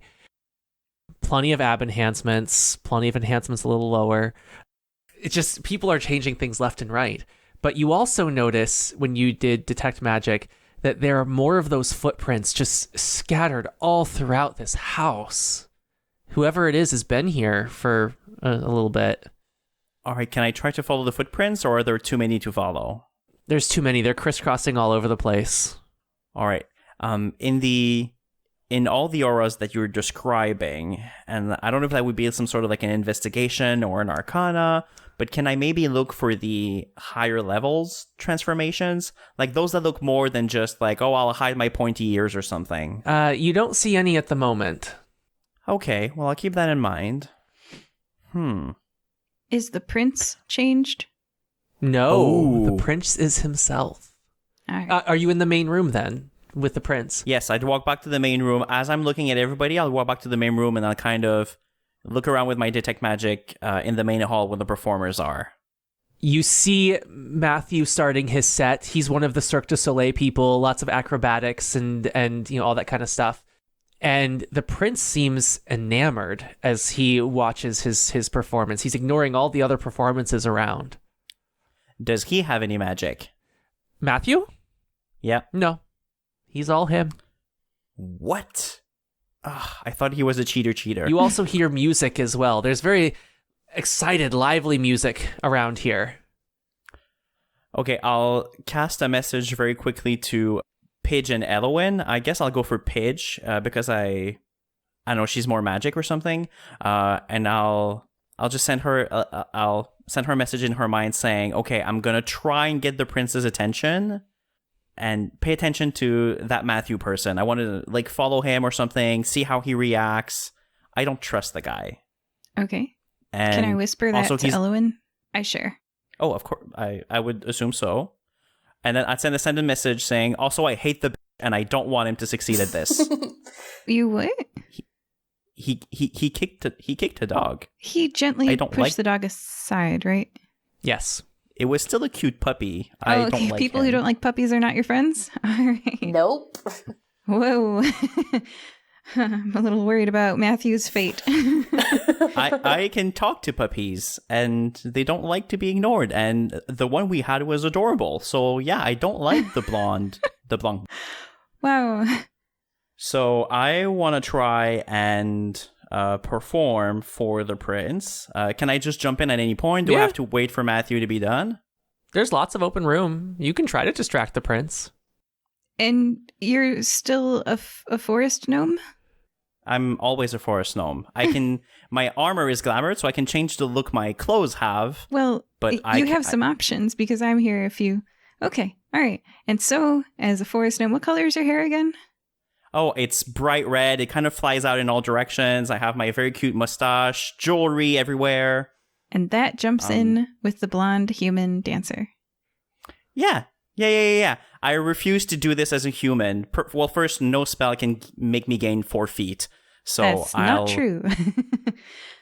I could definitely turn you into a human. But so you are a 3-foot tall redheaded stepchild jumping into this. Yeah.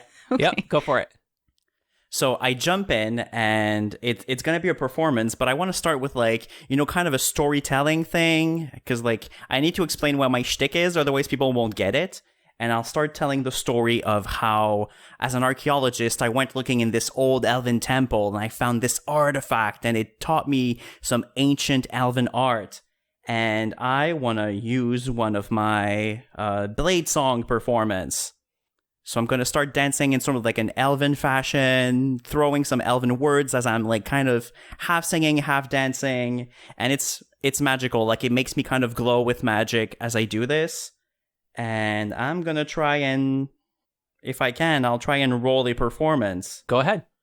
To try and impress him as I do these weird cartwheels and elven flips. So it's very graceful. And ooh, that's a 22. 22. The prince definitely notices you. He laughs and walks over and says, "My goodness, that is really something. You're quite exotic, little man, aren't you?" Well, Thank you. Yes, this art comes from another people. Gnomes don't normally know how to do this, so it is exotic for me as well. Ah, well, very good. I remember we ran into you over at the pier. I'm glad you could come to enjoy the party with us. Please, make yourselves at home. Be merry. Servants, come, bring some drinks. And he gestures, and several of the servants come over. They're also beautiful young men, but these ones don't seem as favored. They all look at the prince in this wistful kind of way as they just carry drinks.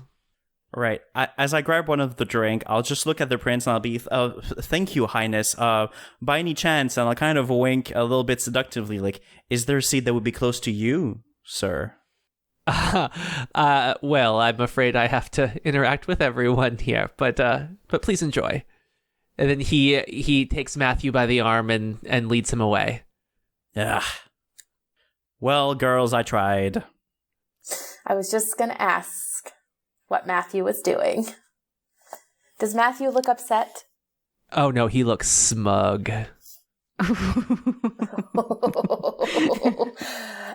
Both of you can see on Elowen's face, she has just gotten not like upset, but just like a look of disgust. She is like, oh, this man is going down. Smug Matthew. Remember your anger issues, deep breaths. Let's not cause a scene here. Although, like, my alignment would prevent me from saying so, but I want to kill that guy so much. Oh my gosh. My friends are out for blood. They're thirsty in a bad way. So I would like to, since it looks like, thankfully you've done some performing and he seems satisfied in the moment, is it possible for me to meander to a basement? Sure. There are multiple corridors leading out of here. I walk down one. What do I see? You see a troupe of performers who are practicing very happy music. It's very upbeat and sort of Indian style. Where are the doors in this place that I am? Left, right, straight? Well, the door that you chose that time was only a hallway that leads down to a storage room near the kitchen. That one's a dead end. Okay, I want to try a different door. Okay. Also, I have a drink full of pina colada with an umbrella in my hand. My Hawaiian shirt is unbuttoned down to just above the middle of my chest. Like, nothing too much showing, but it's definitely not streetwear. And my flip-flops are on my feet, and I'm a human. I try another door. Yeah, you're one of the more clothed people here, but okay. Elowen's kind of following behind. All right. As she's trying to rein in her anger. There are an awful lot of doors and hallways and rooms in this place. Anything you can think of to do to try to narrow that down? Is there a servant nearby? Oh, there's lots of them. Elowen kind of nudges Pidge and says, we could just ask for directions. Elowen walks up to a servant and is just like, hi, I have this list of supplies and I need to grab some things from the basement. Could you direct me in that way? Oh, I love you, Elowen. Sure. There's a couple of basements. They're mostly around the kitchen over there. Great. Thank you so much. And she walks off. Okay, I'm glad you're on my team. Smooth. And she walks over to Pitch and she's like, there's a couple of doors over by the kitchen that we can take to the bottom. The servant was very helpful. You think that they would have better security considering he's a prince, but Hey, yeah. Everybody seems to love him. What is the need for security? So let's head towards the kitchens and try to find our ways down into different basements. Yep. If anybody looks at me, I wink and I head towards them to chat, which will free Elowen up. So I'll play distraction. Which door do you choose? There are 7 more of them. Door number 4. Door number 4. You head down, and as you do, you start to hear music again. This music seems to be more of a slow love song. Is it a sad, slow love song? Or just like a... No, more of a, happy Disney song.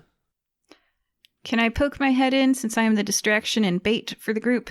And holding my pina colada drink, stick my head in curiously? Do I witness anything? Sure. There's a young human man sitting there on a pile of sacks of flour. he has his flute, and he looks up and says, "Oh, sorry, I was just practicing. Got to impress the prince." Oh, of course. And I pop my head back out. This is not what we're looking for. I leave the door cracked. Door.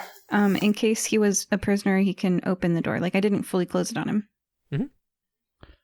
With the other the other 6 doors, are any of them locked? Oh, no, nothing's locked in this place. All right, then I'll start with number 1. Similar story. At this one, there's again a very long hallway going down. It takes quite a while to really find your way through. This one is the wine storage, and there's someone else there with a miniature piano, again practicing very happy music. You're practicing in the wine cellar? Well, of course, we all have to practice away from the main area. You don't want to distract. Oh, right, of course. Apologies. I mean, there are a lot of us here. We're all trying to, impress the prince. Yeah, I noticed that. Seems like the prince is already impressed with that Matthew asshole. What do you think of that guy? Oh, we know. Don't worry, he's the current favorite. It changes often. Who, do you know who was the favorite before Matthew? Oh, yeah, that was James. James. Mm-hmm. What happened to him? Is he still here? Does he still perform? Oh, of course he is. He's around here somewhere. James, I mean, it's just different. The prince has different fancies, and now it's a dancer. Last time it was a singer. This time, who knows? So James is a singer. Uh-huh. I'd love some pointers. I'm looking to learn more about singing. What does he look like? Oh, he's a human, brown hair, a bit more muscular than the prince's usual type, but like I said, it can vary. All right, thank you. I'm sorry for disturbing you. Enjoy your practice. Oh, no problem. Bye. Elowen grabs a bottle of wine as they're leaving. No one stops you. Yeah. If you want some of this pina colada, this is... Are any of the 7 rooms empty? Well, you have to explore them. There is music coming from all of them. Is any of the music sad? Yes, you can hear that one of them has some sad music. Which one was that? Door number 3. 3. Okay. Do you follow the sound of the music? Yes. Yep, again, pretending to be a dumb party boy, I stick my handsome human face into the room. Picture, I'm, again, going back to the show Lucifer. He does a great job of investigating rich person parties with dead people that are, hidden somewhere. So I got my Lucifer ab on, and that's how I look. You see this seems to be the water storage room. There's a large fountain with one of those underground springs that feeds it. And sitting on the edge of the basin, facing away from you, is a young man with blue hair. He seems to be playing a small harp made out of water. And it's very, it's not like the other ones that were all very overstated and dramatic. His song is just a very sad, like, do, do, do, do, do, do, do, do. Aaron? He jumps, and the harp collapses into water that showers down onto his feet. And he turns around and looks stricken. Are you okay? He gestures with his hands between himself and you, and then points to his throat. Oh no, he's been Little Mermaided. Merowyn sent us. Would you like to be returned to King Triton? And he suddenly looks so sad, and he glances up the stairs that you came down. Who stole your voice? Please tell me it was the blonde asshole. Please tell me it was the blonde asshole. He looks at you quizzically and gestures towards the water. A image shapes in mist above the water of long hair, vaguely feminine form with a wriggly body behind. A Lamia. Maybe. Okay, I'm using my cheat code. I'll cast message again and send words in his mind. So who took your voice? And you can reply with your brain. And you hear a voice in your head state, Well, she didn't take it. I offered it in order to look like this. Oh, Ursula. That's in my head. What? Nothing. Don't mind me.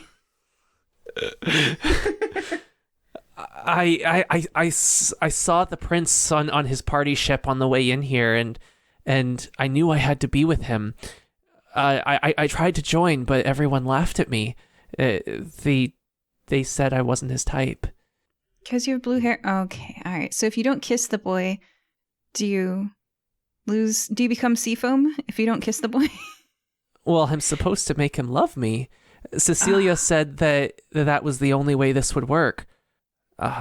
So Cecilia is the person who transformed you like this. Oh yes, she's the sea witch. She's infamous. Okay. I thought you all would know her.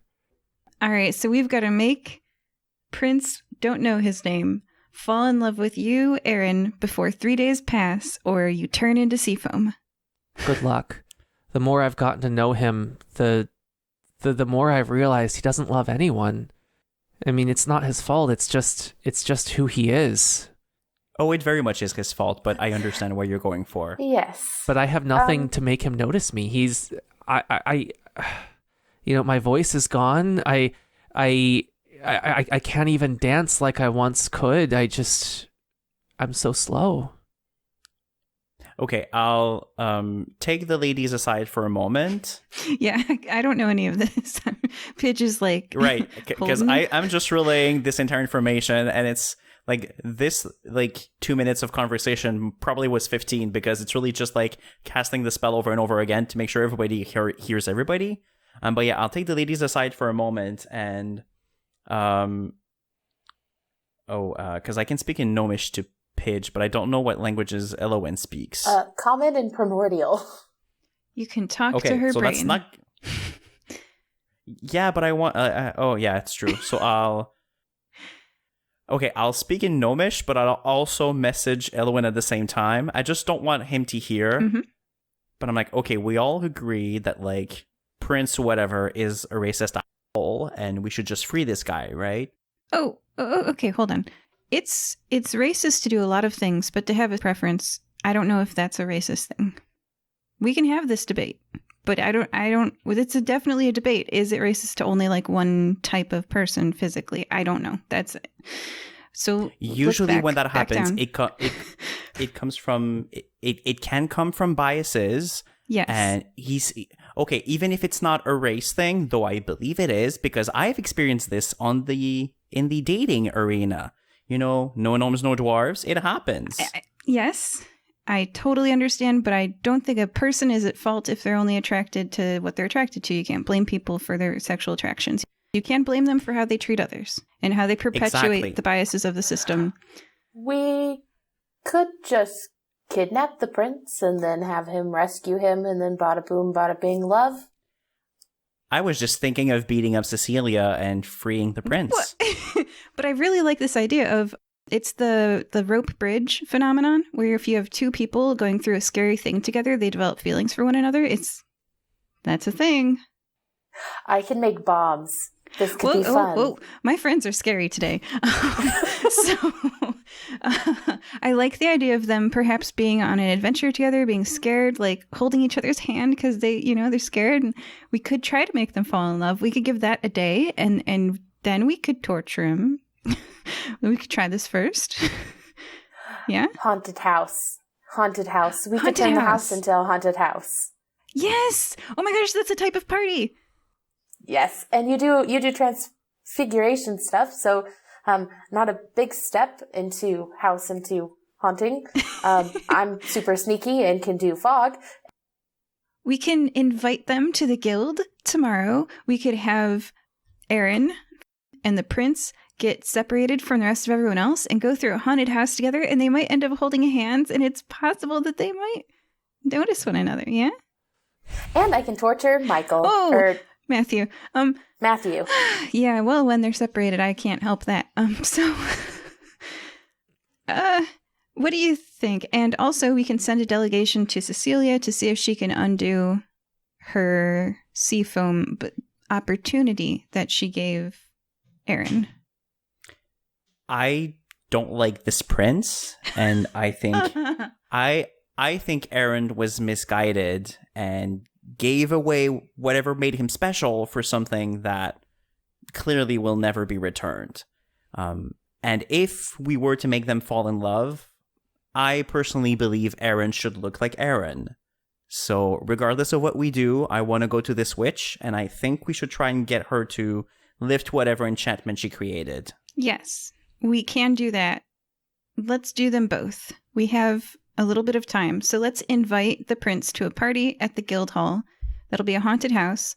We'll separate him from everyone else, get him to have a lovely romantic thing. Maybe we'll have Aaron save the prince's life, right? Like something bad will happen in the haunted house, and then Aaron will save his life. And then we'll see if they have a chance at noticing each other and falling in love. And if they do goo-goo eyes at one another, maybe we don't have to have Cecilia live. And then when that fails, day 2, we go to Cecilia and we beat her into giving up her spell. Plan? And of course, my torture of Matthew is just to keep him away from the prince. Of course. And keep him distracted. Oh, for that, you have my full support. Whatever you need, I am right behind you. My goodness, my friends. Okay. All right, how are you going to make that happen? He ignored an injured dog. He's not going to get away with that. Okay. We need to make a fancy invitation. Yes. Let's tell Aaron our plan so that he's in on it, to stay next to the prince in the haunted house. Or we could just have him waiting for the place that we dump the prince. Like we could drop the prince down a chute, CHUTE, and deposit him in the place Aaron is, and then have them be in on it. Yeah. So actually, we might not even need to tell Aaron at all. It might be better that he's not in on it.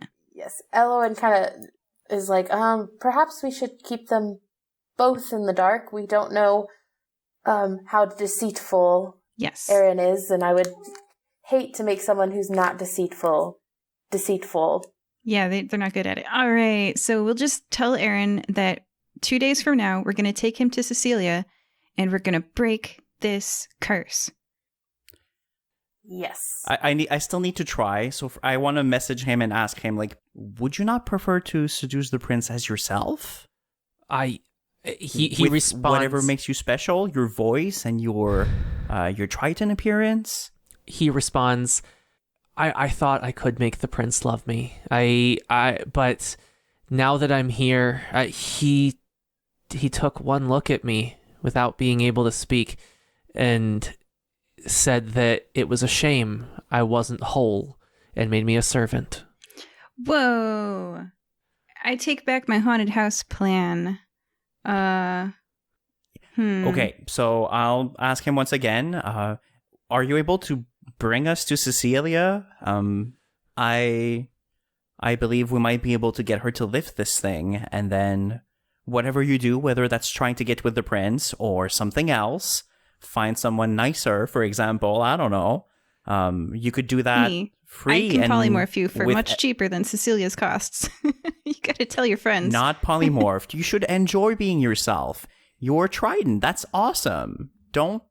He responds, anyone could take you to Cecilia. She's famous. At least I could take you to the spot of the ocean that her cave is underneath, but I'm afraid I can't go far underwater now. We can fix All that. Right, well, Elowen looks at him and says, can you, sink ships, perhaps? At Aaron? Yes. I relay the question. He sort of nods no and shrugs and then looks down at himself as if to say, what you see is what you get. Well, no. When we turn you back to normal, because it sounds like the prince doesn't appreciate what he has.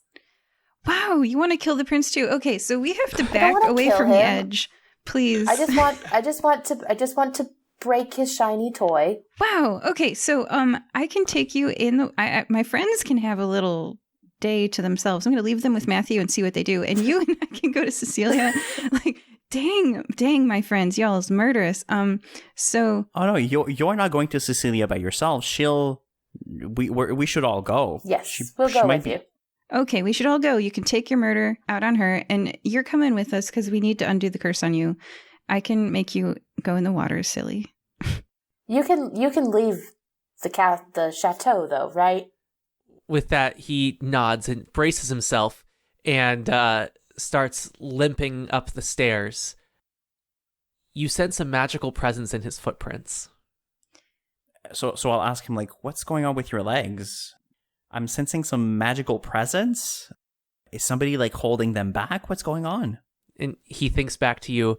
That's just the other part of the price. It's fine. Every step on broken glass, a la The Little Mermaid. Somebody's read the original. Absolutely. Oh, everybody has, but maybe Fletcher hasn't. So, Paige, could you maybe, if we have your consent, Aaron, could you maybe like shift him into like a mouse or something, and we could take him out in our pocket? Aaron, do you want that? Do you want to be a mouse? No. Okay, all right. Do you want to come with us? I've changed forms enough. To the okay. Do you want to come with us to the ocean? We'll talk to Cecilia and be like, this was a bad idea. Let me bring a gift, because usually when you break a contract, the person put their time and energy into it. What would Cecilia like? What did she ask you for as a price for this? He gestures towards his throat. Your voice. Mm-hmm. Okay, so I could bring her something that could record her voice. I could go pick up a Tektite from the market. We could bring her James. We could bring her James. I don't know how James would feel about that. Do we want to go buy a musical gift for her? Like a voice recording crystal?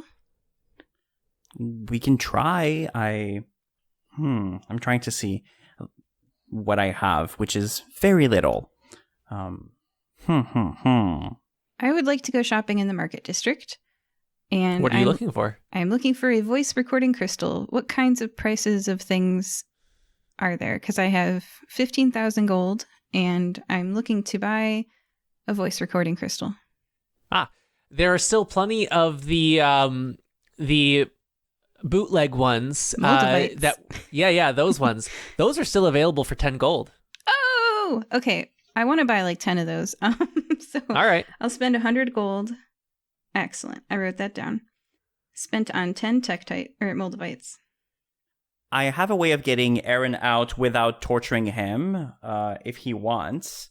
I do have the 142nd bell, and it lets me cast demi-plane, so I could create a little plane that we could put him in, and then he could just sit around and practice his music and not feel pain as we walk around town shopping for Cecilia. If he's okay with that. He nods. All right. And I'll also ask, ladies, should we try maybe this in the morning when we're well rested? Just in case Cecilia's dangerous? Perhaps. Does Cecilia like jewelry? Elowen's looking at Pidge. Aaron shrugs. Looks like she's interested in magic or music or sounds. Well, could we potentially turn one of the Moldavites that you bought, Pidge, into like a necklace or something she could keep on her? Ooh, yes. We should make it out of something like ceramic that's not metal in the water and also not going to rot like hemp. Okay. I will take the Tektite or Moldavite, I forget which name I gave it in the boot's leg, to a jeweler, and I'm going to ask them to put some clay around it and bake it and turn it into a collar that a person could, octopi could freely enter the shape of a collar. But have you guys ever seen, like, from the movie Pocahontas or something like that, where yes. It's like, and it can rest on your collarbones and it doesn't close in the back and you can put it on. Okay. Yes. I believe you're thinking of a torque. It's possible. I don't know what that word means. So it's, yeah. And I want that made out of ceramic with the Tektite in the middle, or the Moldavite, whatever. And it can store and replay voices. All right. That is done. How much did that cost me? That cost you 50 gold for the workmanship. 50 gold for the workmanship. All right. And maybe that would take all night and then we'd sleep and it'd be ready in the morning? Yep. And Aaron is following around behind you in this little pocket dimension, kind of like one of the like Disneyland teacup ride things. You don't see anything except his head, his hands and his head poking up the top. All right. Long rest. Yay. All right. And on that note, we'll go to sleep for the night and plan the rest of our adventure tomorrow. Sounds great. All right. Thank you for joining us, Fletcher, Yay. Pidge, Bye-bye. and Elowen. We're off to see the Sea Witch. We hope that you're enjoying this episode of the Firebreathing Kittens podcast. Please leave us a review on iTunes.com. You can subscribe to receive new episodes through your podcast player or by visiting firebreathingkittenspodcast.com or finding us on YouTube. Can you think of someone who might enjoy this podcast? Please share it with them. We don't pay to advertise this show, so the only way we can grow is through the support of listeners like you. Thank you. Welcome back to Firebreathing Kittens. We are joined today with Fletcher, Hello. Pidge, Hi. and Elowen. I'm back. Our players have actually, I'm going to make one of you guys do it, right? Everybody roll a die. And 19 for me. 14. 11.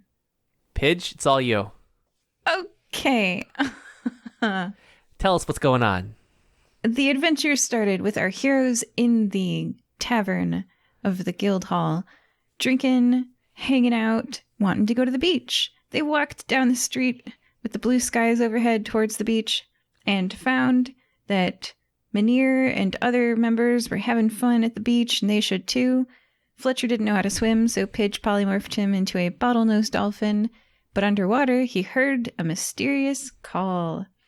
"Come, all my creatures, rescue the child." He got our attention, and we swam, me in the form of a leopard seal, and my friends joined me, and we swam along progressively larger underwater creatures, up to and including giant octopi and great white sharks, to a underwater singer.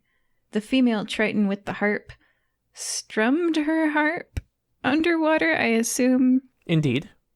Charmed all of the animals. She was somehow scared when this attracted my attention, and I said hi to her with a friendly wave. She screamed and fled up onto a sandbar. My friends followed, and not wanting to be left with the giant great white sharks, I did too. She told us once on the sandbar, we talked to her, that the child of King Triton, of the letter A, was alone and lost, and that we should follow our ears to the sounds of sorrow and misery, because silt and loam something has been torn asunder, 3 sunsets till death. Return to King Triton, and we will need both, either sorrow and misery or silt and loam, I don't know which one, to find the song. So with those clues, we decided to investigate at the harbor. We talked to Jim Bob, the harbor master, and he told us that there was a big boat coming in, a ship coming in. So that ship turned out to belong to the prince from a neighboring land. It had on it some weird magical residues. So after learning that Matthew the blonde dancer didn't like puppies, which made my friends hate him to the point of wanting his blood, we followed them with pina colada Hawaiian shirts and everyone decked out, bringing guitar, in party gear, to their villa, where they are having a party. Matthew danced and is currently the favorite of the prince. There's a tabaxi who refuses to shape change into a human to suit the whims of the prince. And there's, in the basement, hanging out next to a water fountain, there was a blue-haired Aaron, prince of the Tritons, without his voice, being very Little Mermaided. We offered to help him and the prince fall in love, but Aaron's not into that anymore since the prince told him to become a servant because he was broken and not whole, because he didn't have a voice. So, having gotten over his crush, Aaron now wants, I guess, which is kind of sad because they're gonna, aren't they gonna rule their respective kingdoms one day and potentially be neighbors, like the Triton and whatever country our unnamed wavy-haired prince is from. So that doesn't bode well for future diplomatic relations. So he doesn't even know that he's a prince, too. I'm still rooting for them to fall in love, but just because I like boys' love doesn't mean everyone else does. So we are, instead of helping them fall in love, we are going to help them get their voice back. And so we're on our way to see Cecilia, hoping that with a little present for her, we can barter for Aaron's voice back before he turns into sea foam. And that's the summary. There you go.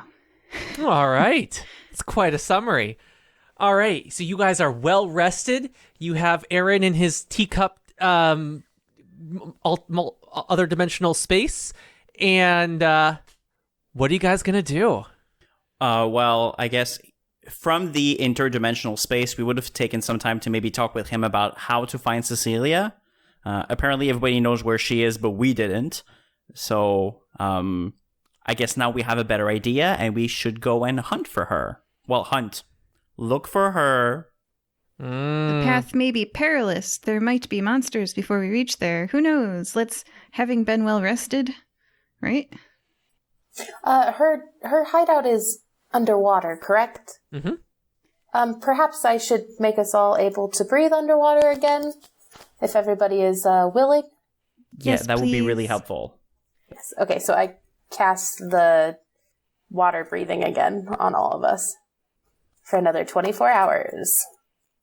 With this line of questioning, Aaron points towards some liquid in a glass on the counter there, and summons up an orb of water that he shapes into an appearance of a cave. You can see that there is a sunken ship not too far away from it, and then you can also see a mist above that seems to simulate the water.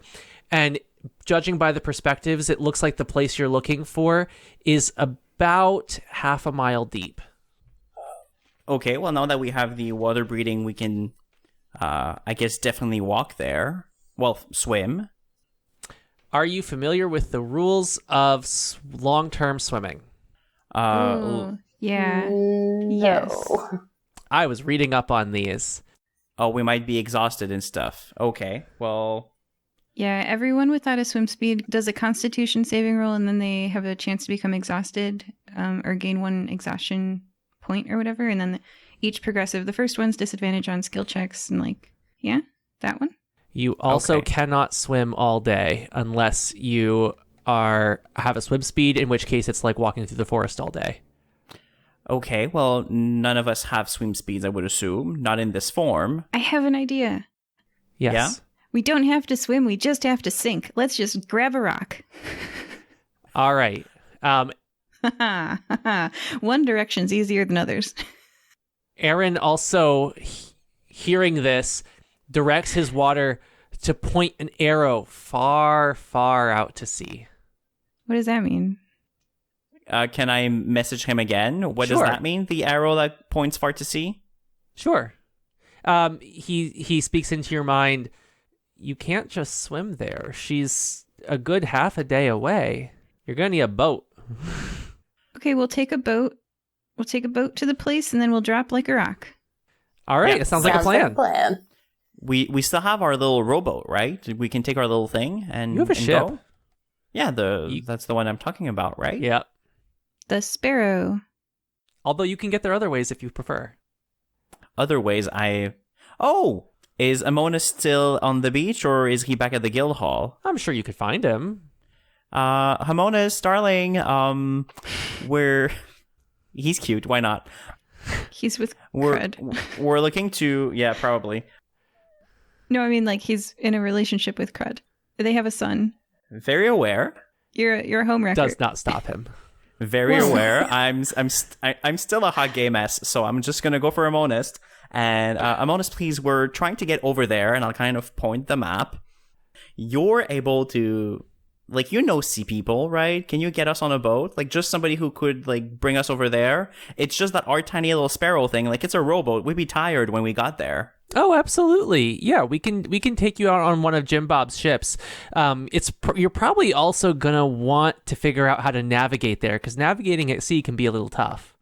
Right. Oh. Aren't you good at navigating, a monist? I am. If you want me to do it for you. Yeah, come with us. Guild party. Okay, fine. Yeah. You gain NPC of a monist, and you will not have to try to get lost at sea. Very good. Yay. All right. He takes you down to one of the ships and signs it out from Jim Bob. And you have a small sailboat. Great. And can we start heading in that direction with Captain Amonis guiding us and navigating? Sure. Are you guys all ready? Yes, let's go. We're rested. We're ready to fight. All right. Well, you set sail. Amonis does have advantage with navigation tools, so I will not make you guys actually navigate the way then. Yep, Yay, rolls just fine. Amonis. All right, and you start to come up to a point where the water looks especially dark and murky. Oh. Well, I think this is probably where we need to be. Is it on the chart? The Sea Witch's lair is not on is not on any charts. But Aaron also nods. Yep, this is it. Did we bring rocks? Did you? Well, I was talking about that before. Then I think you brought rocks. All right. I hold on to a rock, and she already cast water breathing on us this morning, so I simply... Have you seen people like scuba backwards off of the back deck of a boat? Like with their flippers in the air? Wait, no. Yeah? As they go? Is that where they go back first, right? Yes. Yeah. Yes. Holding the rock to my chest, I go back first as well. All right. You sink all the way to the bottom. It's quite a ways down. It is very dark under there, but you do have dark vision, so you can see at least, 30 feet in blackness as if it was dim light? I think underwater is 30 feet regardless? Question mark. It's been a while since I've DM'd an underwater session. I don't know. I guess it's up to you. If it's murky water, how far can we see? You tell me. I believe 30 feet. It's the section on this is very small in the book here. Yeah, it really is. All right. If it can help, I can touch my bow for a moment and I can light it up. So like the entire magical bow starts emitting radiant light and it glows all the way to like 40 feet. So if it helps, we might gain a little more. Elwyn also has dark vision of no limited range and can see through magical darkness for 30 feet. Oh, perfect. It's not magical darkness. It's just regular. So, yeah, you can see just fine. All right. All of us are at least a little bit able to see. Gnome and... What are you? Smoke Genasi? Twilight Hunter, actually. It comes from my Ranger subclass. Oh! That's awesome. Gnomes and Rangers unite. Yeah. Yes. So in that, if everybody can see, I won't light up my bow then, just so that we can be a little bit more discreet than just like the shiny thing in the water. Okay. You see there is a sunken ship, just like Aaron showed you before. And there is also a cave entrance a little bit beyond that. Okay. I can be sneaky, so I'll try and maybe just kind of scout ahead a little bit, like just a 30 feet in front of the others, just to see if there's any danger. And I'll try and maybe find, or like look at the entrance. Like, are there any sort of traps or like glyphs the entrance to what? Or wards? The entrance to the cave. Roll a stealth check. Okay. I can do that. I don't know how. Yeah, I swim slowly, I guess. Like, how are you sneaking underwater? But Elwyn kind of gestures and is like, I think I have a spell for this. We can be really sneaky. Oh, if you want to do that before I go, then sure. Okay, so I cast Pass Without a Trace, and a veil of shadows and silence radiates from you, masking you and your companions from detection for the duration, which is up to an hour. Each creature I choose, so I choose all my companions, within 30 feet of you, has a plus 10 bonus to dexterity and can't be tracked except for by magical means. Nice. And we leave no tracks or traces. Okay. So Nice. roll your stealth check with that. Yeah, I had an 11, so thank you for that. It's now a 21. You pass by just fine. You start to enter into the cave.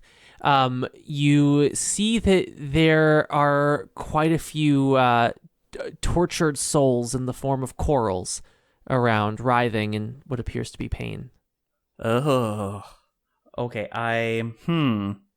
Before we go further, I'm gonna touch one of the corals and not doing a ritual. Like, I want to take an action and just do it. I want to cast Identify because I want to know what turned it like this. Like if there's a specific condition that turned it like that. And more specifically, I'm going to try and figure out if there's a way to break this. Okay. Your spell does not indicate any specific magical effect, but when you touch it, it immediately attacks you. Oh, okay. Ew. So we roll initiative, I guess? Are you staying or are you fleeing? It's up to you. I mean, if it's attacking, I'm going to have to defend myself, so... All right, roll initiative. Okay. Oh, I did not do so good on initiative. Me neither. 12, my friends? I had, well, natural 1, so it's a 6. I had a 3, so it's a 7. Pitch is going first. I have an 11, so yes, Pitch is going first. I watch. Okay. My turn next. The writhing coral opens what appears to be jaws on the top bulb and takes a big bite at you. Oh, I'm guessing that's me, right? Oh yes, that's you. You touched it. Yeah. Does a 17 hit you? 17. No, my armor class is 18. All right. And I think you were up next.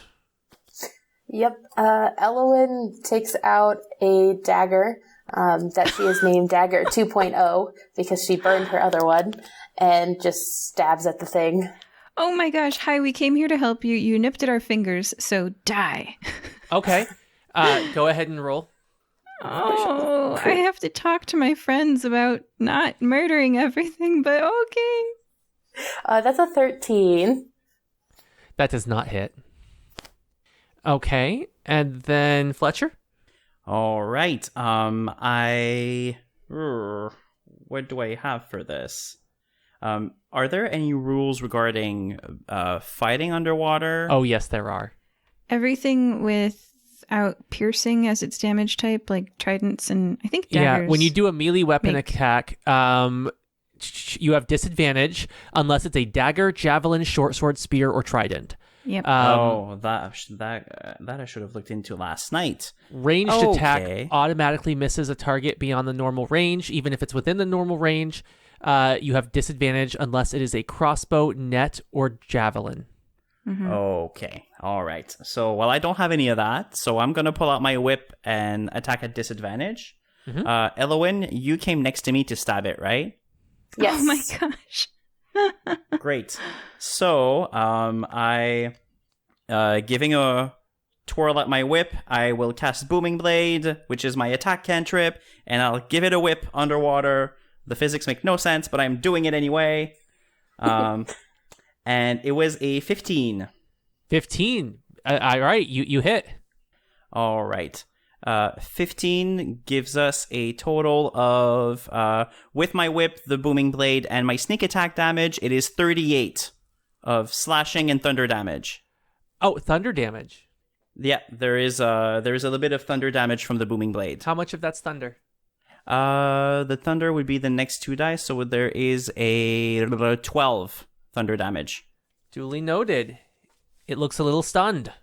All right. And if it moves again, it will take 3d8 more thunder damage. So moves from that spot or moves to attack? If it moves from that spot. It is rooted to the floor.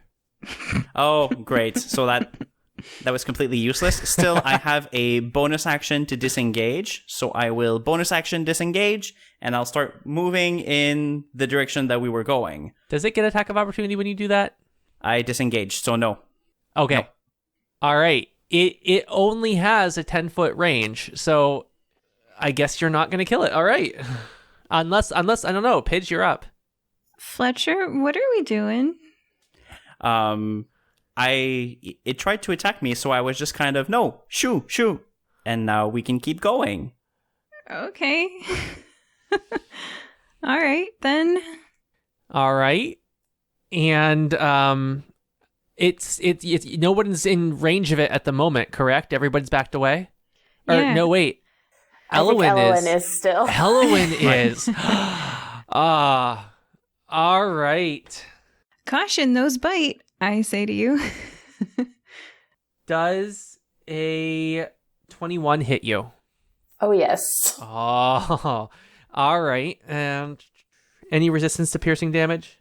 Nope. All right. You take 18 damage piercing, and you start to feel ill. Oh, joy. Great. Elowen she's like, poison.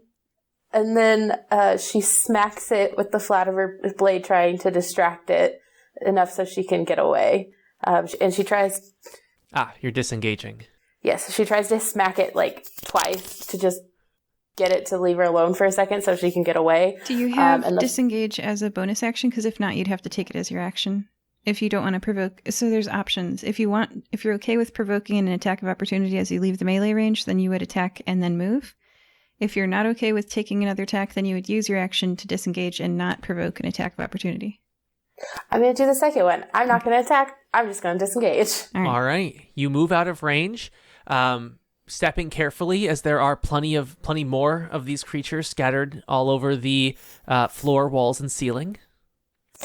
We should be real sneaky and not touch things. Right. Well, thank you for that. Spell then, and then we can keep slowly swimming, trying not to touch any more of those. Oh yeah, you have to make a concentration save because you got attacked when you had your spell up, right? Or is it not concentration? I don't think it's concentration. I don't think it is either. It's VSM. No, that's components. That would be under duration. Up to an hour. Yes, it is concentration. C is for concentration, right? Yeah. Okay, I got these spell cards to help. So are you still sneaky? Okay, so what kind of save do I need to make? You roll a Constitution save, and you took 18, so you need to roll above a 10. Yeah, that's a 5. Okay, so we're not magically sneaky anymore, but we're still sneaky. Nope. We can do this. Sure. And we're gonna keep swimming slowly. All right, you all are still swimming forward? Yes. Everyone, please make a dex saving throw. A saving throw. Oh. Saving throw, dex save. I mean, it's to avoid danger, so saving throw works. Okay. Yeah, it's to determine whether or not you actually step on these things. Oh, okay. I'm swimming. But 12. Or bumping into them. Okay. Yeah. 19. Okay. And a 19 for me, too. All right. Everyone but Pidge is able to dodge between the waving branches of these, twisted corals with the rounded heads and sharp teeth. However, unfortunately, Pidge does bump right into one and activate another round of initiative. Oh, dang. Okay, but just for me? You guys don't have to. Well, it depends. Your friends can abandon you if you want. You guys, I don't want to. Elowen is moving very slowly at the moment to begin with. Okay, I got a 15 for my initiative. All right. You go first. I would like to disengage and move backwards. Pish posh, fine. I don't want to kill the tortured souls. All right, you continue moving forward. I have a question, though. Are they like tubes, and then they've got like an anchor to a rock, and then they've got like a mouth on the end?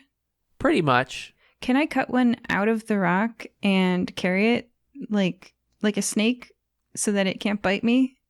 You can try. I want to try. I don't know how to do that. How do I try? I'm not sure how you're going to make it so it won't bite you. Well, I could cast... It's a 10-foot long, coral snake. Mold earth? Yeah. Oh, no, cutting it loose for sure. I'm talking about this thing's going to bite you. Animal handling check? Yeah. You can try. Okay, I want to mold earth to simply, scoop it out of the earth. I'll pick one that's in a soft patch of ground, I guess. In some silt. And then I'm gonna animal handling. I have never used this skill before and don't even know where it is on my page. Do I even have it? Where is it? It's under wisdom, I believe. Yeah. Oh man, I see it. I have a +1 to that. All right, let's roll that. That's a 7. Do I get bitten? Yes, you get bitten. Oh man, okay. Does a 16 hit you? I think it does. It's the same as my AC? Does that mean it hits or that it doesn't? I think that means it hits. Okay. All right. 27 piercing damage. That's a lot of piercing damage. Mm-hmm. I go down from 66 to 39. Ow. Do you still want to carry this thing? I'm going to eat 20 good berries. Before or after you drop the coral snake? Oh, do I have it? Have I? I think it bit you, and while you're trying to hold on to it. So, do you get out of range first, or because every berry is an action? Oh yeah, no. I would drop it and back away and eat the eat your 20 berries good and try berries. again. Oh, okay. You recover 20 health. Okay, I'm back up to 59. It is its turn though. Oh no, I dropped it and I backed away and it's been 20 Yeah, that was a disengage motion, right?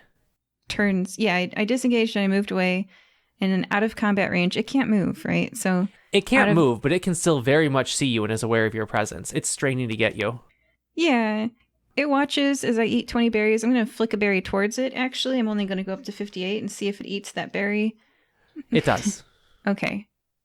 Chillax, snake dude. I'm going to try again to animal handle it, but this time with, actually, I'll only go up to 57 with another berry this time, so it sees that it's coming for me. I'm going to flick the berry at it, and while it's distracted, try to get my hand around the back of its neck to scruff it and catch the snake-like creature. I think you're going to have to make a grapple check. Okay. How do I do that? I am a wizard. I don't know. I think it's strength. It's your athletics versus either their athletics or acrobatics. I have a +0 to athletics and I have a +1 to animal handling. So I'll just okay, here's the dice. Nat 20. Nat 20. You successfully grapple this thing. You are holding a 10-foot coral snake, which weighs approximately 400 pounds. What? Oh, yeah. These things are 10 feet long. Oh. And they're made of coral. It's very heavy, but you have successfully grappled it and are holding it by the neck right behind the head. I thought it was like in The Little Mermaid when they're like little worms on the... Oh, no. These are big. Okay, can I swim with it? You can try. All right, I guess I'm going to try to bring it... I thought it was like... Oh, okay, all right. I did tell you 10 feet. Yeah, you said the reach was 10 feet. Okay. I've got it grappled, so I guess I'm just going to bring it with. Okay, go ahead and try to swim. Roll in athletics. All right. The player thinks she's down the rabbit hole now. I might as well. Holy cow. Okay, all right. That's a 16. You got a 16? Which is a +0, so that's genuinely a 16 on the dice. Okay, you are able to kind of swim. You seem to be dragging the snake behind you very slowly as its rock base scrapes against the floor. It's very slow progress, but you're moving. I would pick that up. I would pick that up. Yeah. All right. I don't want to hurt it. I don't want to pull on it. I've got its tail wrapped around my arm. Yeah, a few times. Oh, now you're definitely sunk to the bottom then. Well, okay. All right. I just don't want to hurt it. I know. Okay. You're trying to move something multiple times your size. Elowen's looking at Pidge and it's just kind of like, Pidge, what's the play here? Look what I found. We all found it. They actually, they poisoned Elowen, which, by the way, we should deal with that. I don't know how to deal with poison. Yeah, you're in the first stage of exhaustion now, Elowen.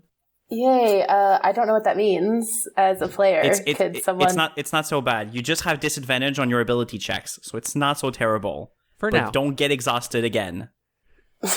Okay, will do. Can you cure poison? You're a ranger. You can do a lot of cool stuff. Oh, I can. I do have healing spells. Nope. I don't have healing spells for poison. Oh, okay. Yeah, none of us are really good at the Heelys, so let's just try and power through this and go and talk to Cecilia. Can I have a chat with the tortured soul? Does anyone talk to things? Could I use speak with animals on the tortured soul? Sure. Okay, so she casts Speak with Animals, and she casts it on herself and with Pidge. Yay! Would you like to speak with them as well? Oh, I'll watch you guys do this. Okay. All right, Pidge, we can talk to it now. Yay! I am scruffing it by the back of the neck, and it's got its massive snake head and 400-pound body dragging on the floor. I say to it, so sorry about that. I just wanted to chat with you. I hope I'm not hurting you. Am I hurting you? Guard duty. Must. Guard. None shall pass. Are you being injured by how I'm scruffing you right now? None shall pass. Oh. Guard. Duty. Oh. Okay, do you want to be in a different location? I can leave you anywhere. No passage. None.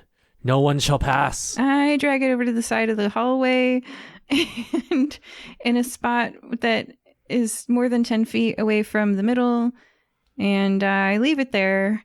I'm like, well, I can't rescue it, and I can't talk to it, and it wants to bite me, so it's nice meeting you, coral snake friend. Bye!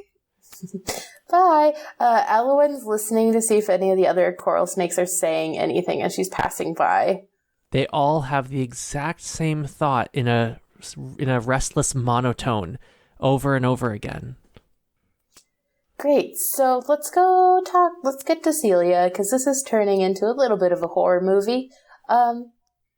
Yeah. Thank you for letting me chat with it. I'm glad to know that it wouldn't have worked out.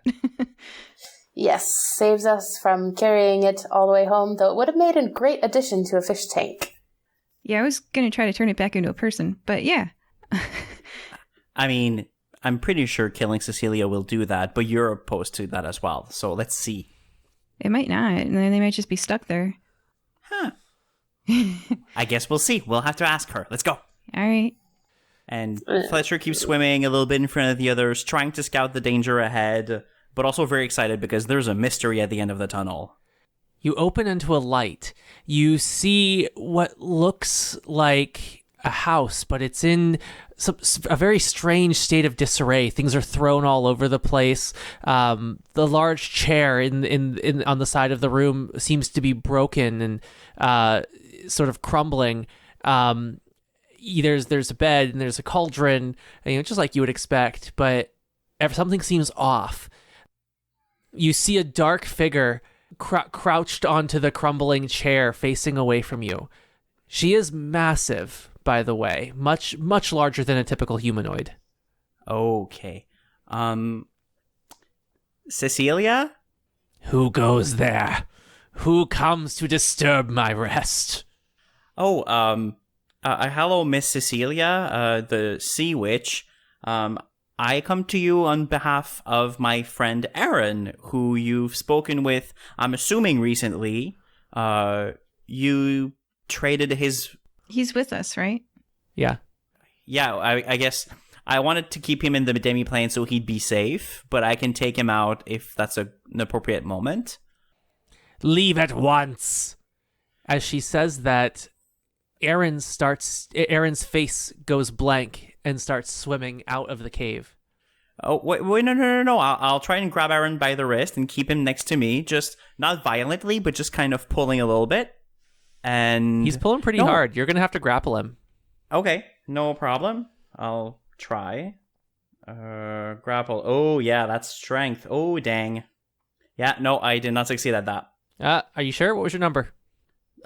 Not one, and I have a -1 to strength. Never mind. I was going to say, Aaron is not that strong, but okay. He's no. I don't even know how to swim, so I'm just like, eh. All right, so he swims out of the cave mouth. Okay, well, as he tries to get away, I still turn to Cecilia, hoping that my friends will catch him or something. You made a deal with him, right? That's how you got his voice. We're trying to set him free of that deal, so maybe we can discuss about another transaction? What could you possibly offer me? I would like to bring out the beautiful box that the artisan gave me with the collar-style necklace and the green ripply stone set in the middle. And I would say, have you ever heard of Moldavite? She looks at your necklace and says, I have no need of trinkets. It's not a trinket, it's a tool. You see another necklace already around her neck. With a white spiral seashell on it? More of a conch shell, but yeah, it's yellow. Okay. I say, this necklace has within it a vast collection of music and song that can be played. She opens her mouth, and a young man's voice emanates with a sensation of power. And he asks, "Does your song do this?" and gestures towards the cave mouth. You feel a strong pull towards the cave mouth, and everybody make a will saving check. Oh, wisdom. Oh, is that magic? It is. Yes, advantage. Gnomes get advantage on wisdom saving throws against magic. So we roll twice. I still sucked. That was a 13. 16 for me. A 14 for me. All right, everyone but Pidge starts to march back towards the cave entrance. I say to the stone, Tektite, play the hit new single from the other Cecilia. From the other Cecilia?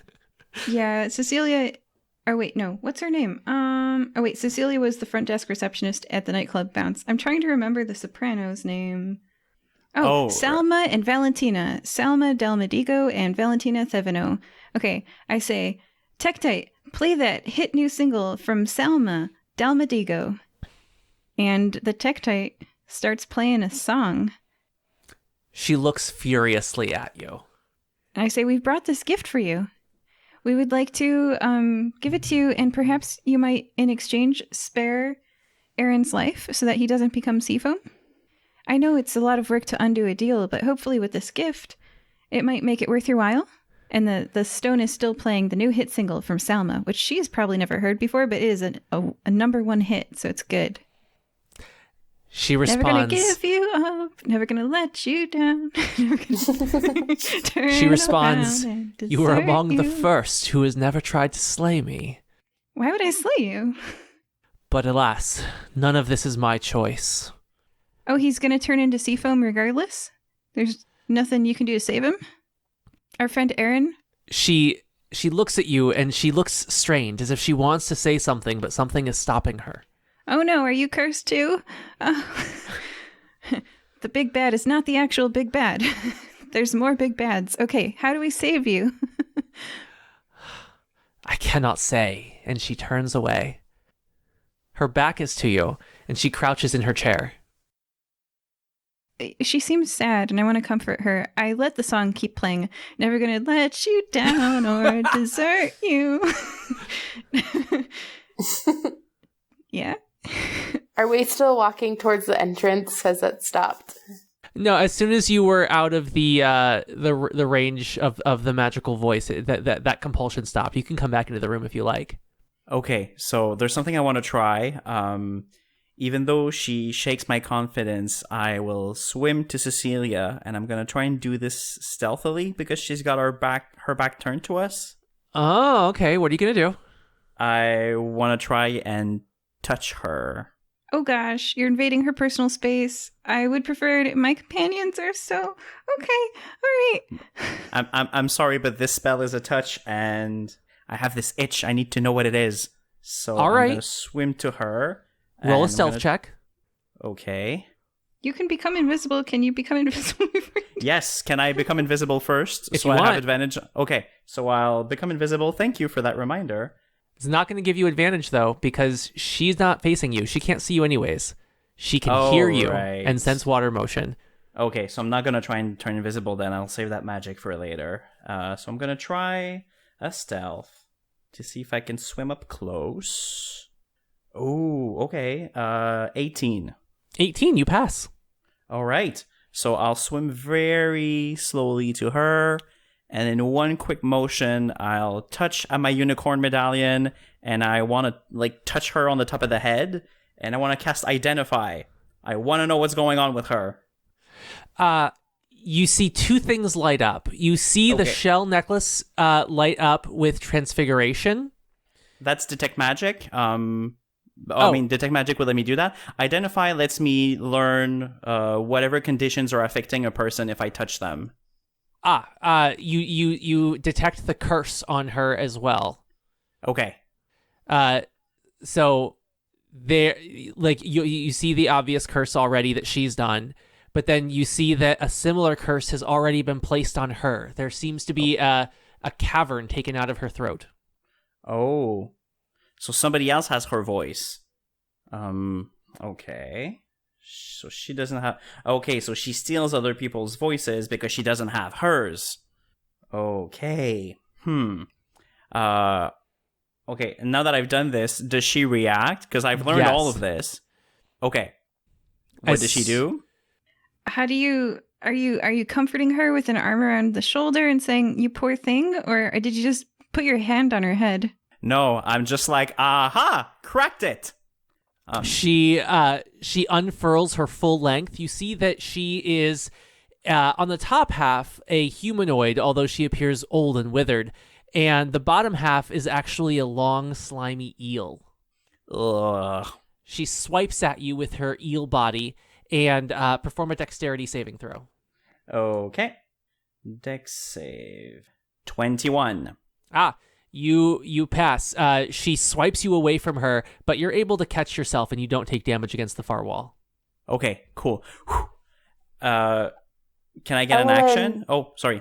Elowen kind of raises her hand and she goes, Miss Celia, and she's trying very hard to like be very nice.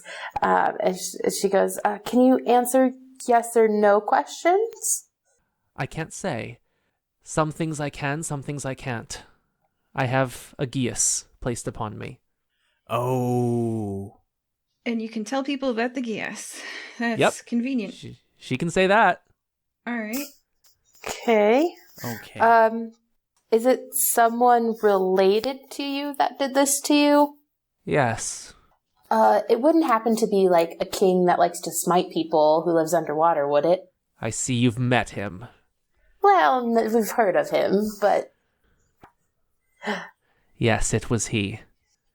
Aha. All right. So perhaps we could broker a deal with him and switcheroo, and if we can switcheroo back with you, can you fix our friend Aaron, who we probably should go catch at some point? Whoops. You must go with care. He is extremely dangerous.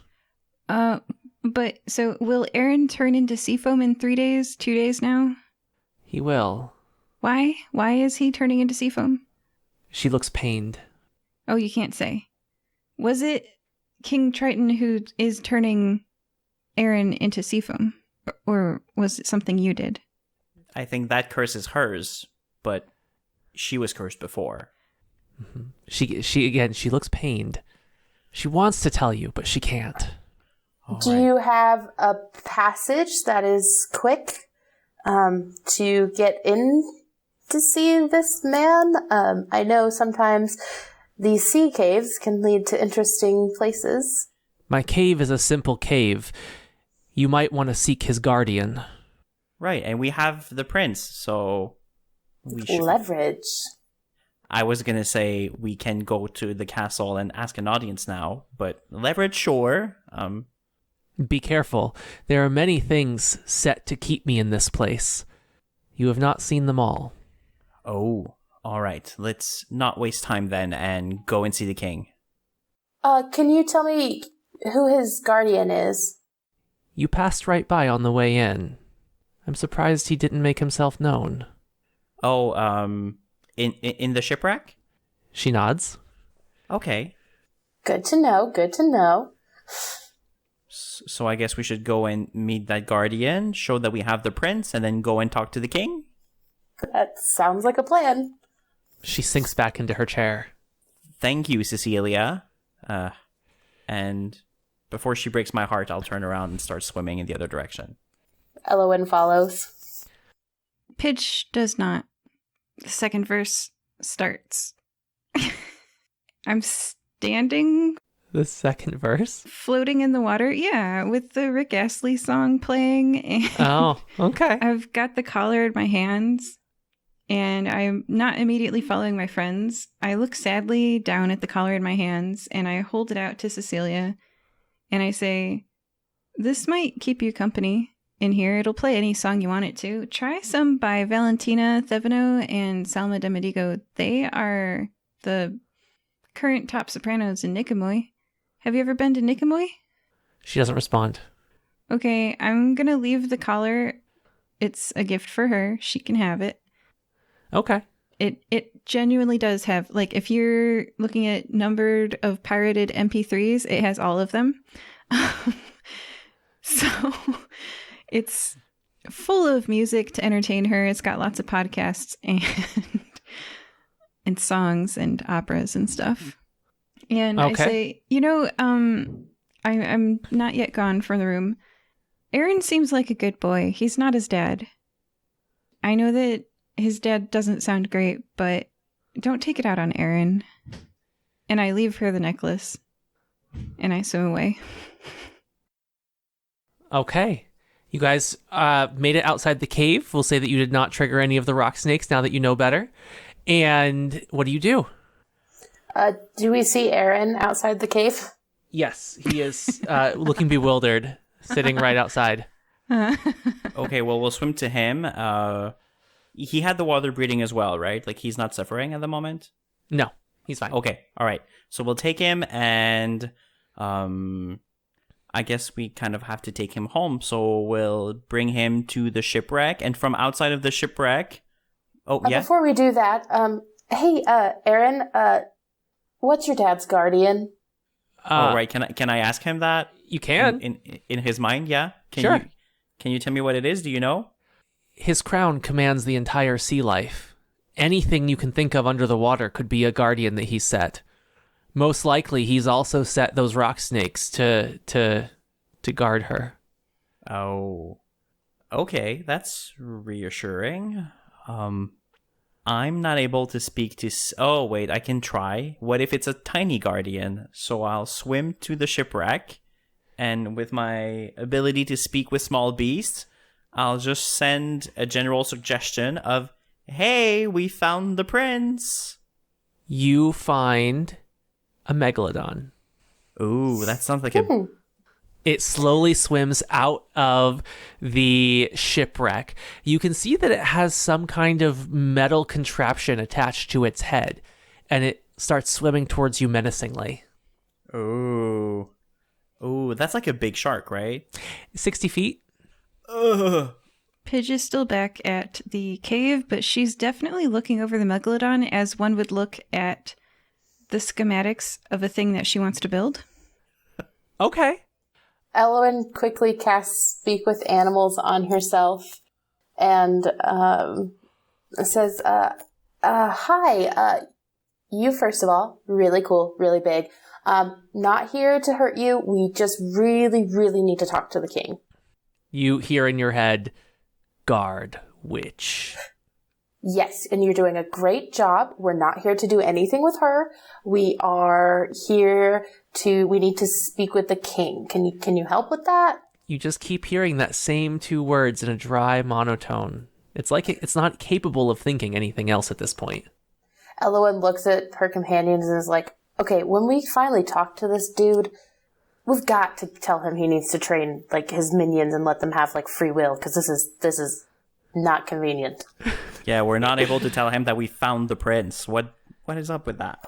Can we show him the prince? Is he still in your bag? Can we like bring him out? Oh, he's visible. No, he's next He to knows. me, but like I'm holding him and I'm pointing to him. Point? I can't speak to the megalodon, so Point. Point at prince. Point. Point. Prince, this is the prince. Point. And roll initiative. What? But we... He's dang. attacking now. It's sorry. oh, don't be sorry. It's fine. Ooh, 22. Oh my. Yeah, that's a 10. Non-natural 20. All right. I got a 17 here. So we go in third with the shark. All right. Fire away. Oh, that's me, right? Yep. Okay, and I'm next to Aaron. Mm-hmm. Okay. Oh, I mean, I kind of feel bad. He's just being requested to defend her, but at the same time, he's attacking, and I don't have a lot of defensive things. So... And I don't want to risk a disadvantage, so I'm just going to wave my hands very quickly while touching my unicorn medallion, and I'll send some magic missiles in his face, just to show him that I don't round. I'm casting it at level 2, so it's going to be 4d4 magic missiles in his face. You're specifically aiming at the face? Yeah. All right. And what was your to hit? It's magic missile. It auto hits. Oh, auto hits. And it was okay, perfect. 4d4. All right, what's the damage? 16 force damage. 16 force damage. Your magic missiles hit it in the face, and you notice that one of them glances across the metallic thing stuck into its head, and it blinks. Oh, I don't like that. And as a bonus action, I'll try and disengage and kind of swim backwards, and I'm going to try and bring Aaron with me. Just like, don't get eaten. You're the prince. And I'll take my movement and kind of swim backwards a bit. All right. And then I think, Pidge, you're next. I could become a megalodon. Can I use the stats of the Tyrannosaurus Rex DM to be a megalodon? Cool. You will also have a really high swim speed. Is it 50 feet or so, or what? What's its swim speed? Oh, 1,000. Oh, well, cool. All right. So I'm a megalodon. That took up my entire turn. And you guys see your friend turn into a giant 60-foot shark. Polymorph. Great. I'm going to go for the metal thing on its head next turn. All right. So then it is this thing's turn. And I believe Fletcher is closest, correct? I would think so, yeah. All right. So it is going to do 2 attacks, a bite and a tail slam. First one for the bite. Does a 20 hit you? Non-natural. Yeah, okay. It does. All right. And that is 23 damage. Okay. And then for the tail, does a 14 hit you? No, that doesn't. Okay. That is the end of its turn. Whew, okay. So Elwyn is going to do a thing, and it's called Dark Mediation. So she kind of kneels in the water, and a 20-foot circle encircles of blue light encircles everybody, and everybody cannot be charmed, frightened, or paralyzed. Everybody has advantage on attacks on creatures within the circles, and attacks against them have disadvantage. I can't do anything, so please don't let me get hit. It lasts for 1 minute, and then everybody gets 3d6 extra damage. And you can't be poisoned, incapacitated, blinded, or knocked unconscious. So, like, I'm still poisoned, but I can't get more poisoned. 3d6 extra damage. That's good, because you were about to go to the next level of exhaustion. So, what do you mean with the extra 3d6? Like, we give extra 3d6 damage? Yes. Wow, okay. Great. Writing that down. And it's to creatures inside the circle, I'm assuming? Yes. Okay, how does that work if it's like a 60 feet tall shark? Can we like have like the front of the face in the circle or something? That's what I was thinking, DM. Yeah. Cool. It was close enough. All right. And that's all I can do. So I'm all right. kneeling, and if I get smacked really hard, it might be bad. Fletcher, you're up. All right. As a bonus action, Fletcher touches his unicorn medallion once again, activating his elven defense magics. So my AC is now 22. Ooh. Yeah, blade song, baby. And I'm faster now, so I'm going to try and swim very quickly. And whipping out my whip, I will booming blade on its face once again. And because of the circle thing, I have advantage, right? Yes. Okay, so that will cancel out the disadvantage from fighting underwater. So it's just a straight roll for me. Mm-hmm. All right. Okay. And And I don't think that's 15? Nope. Ah, damn. So I missed. Shoop. And I took my bonus action already, so I can't disengage, so I'm just gonna swim in front of its face. Oh no. Oh no. And that ends my turn. Pidge, you're up. Pidge, the mighty megalodon with the stats of a T-Rex so that it's not too broken. I would like to swim up to it with my 1,000 feet of movement, right up in its face. Uh-huh. Perhaps preventing it from attacking my friends because I'm distracting it. I rolled a 23 to hit because I'm going to try to bite its mechanical attachment and rip it off from its skull. You do so. I dealt 40, 12 plus 7 plus 9 is 37 biting damage onto the mechanical part, not the shark, the attachment. Oh, that thing's crushed. It is slivers of metal sinking down to the ground. The shark blinks rapidly several times and sort of shakes its shark head. Oh, can I speak Megalodon to it? You can. Okay. I'm a lady Megalodon, and I say, "Are you okay?" I guess. I don't know. What happened? I just bit this weird metal instrument off of you. I spit out pieces of metal from my teeth. Blech. Shark spit. Blech. Oh. King Triton must have commanded me to do something. Do you know what it was? Guard Cecilia, you kept saying? Oh. Is she okay? Cecilia's not okay. She's in a sad, dark room, all alone. Oh. Well, thank you for helping me. Oh my gosh, of course, anytime, bro. I swim sideways and raise a shark fin for a high five. Man. He doesn't know what you're doing, but he appreciates the gesture. Can you... I feel really bad that he tried to mind control you. Can you direct me to his castle so that I can talk to him about this? Well, sure, I can take you there. I feel like I probably shouldn't, get too close, but I can show you where it is. Yeah, no, we wouldn't want you to go all the way there. So I gesture to my friends to ride on me because I have a swim speed of 1,000 feet. How do you guys make that happen? I don't know, we hold on to some parts of it. I can top fin, I guess, sideways. Yeah. If you want, I can hold a rope in my teeth and you guys can hold on to the rope. Oh, that's very clever. Let's do that. Okay.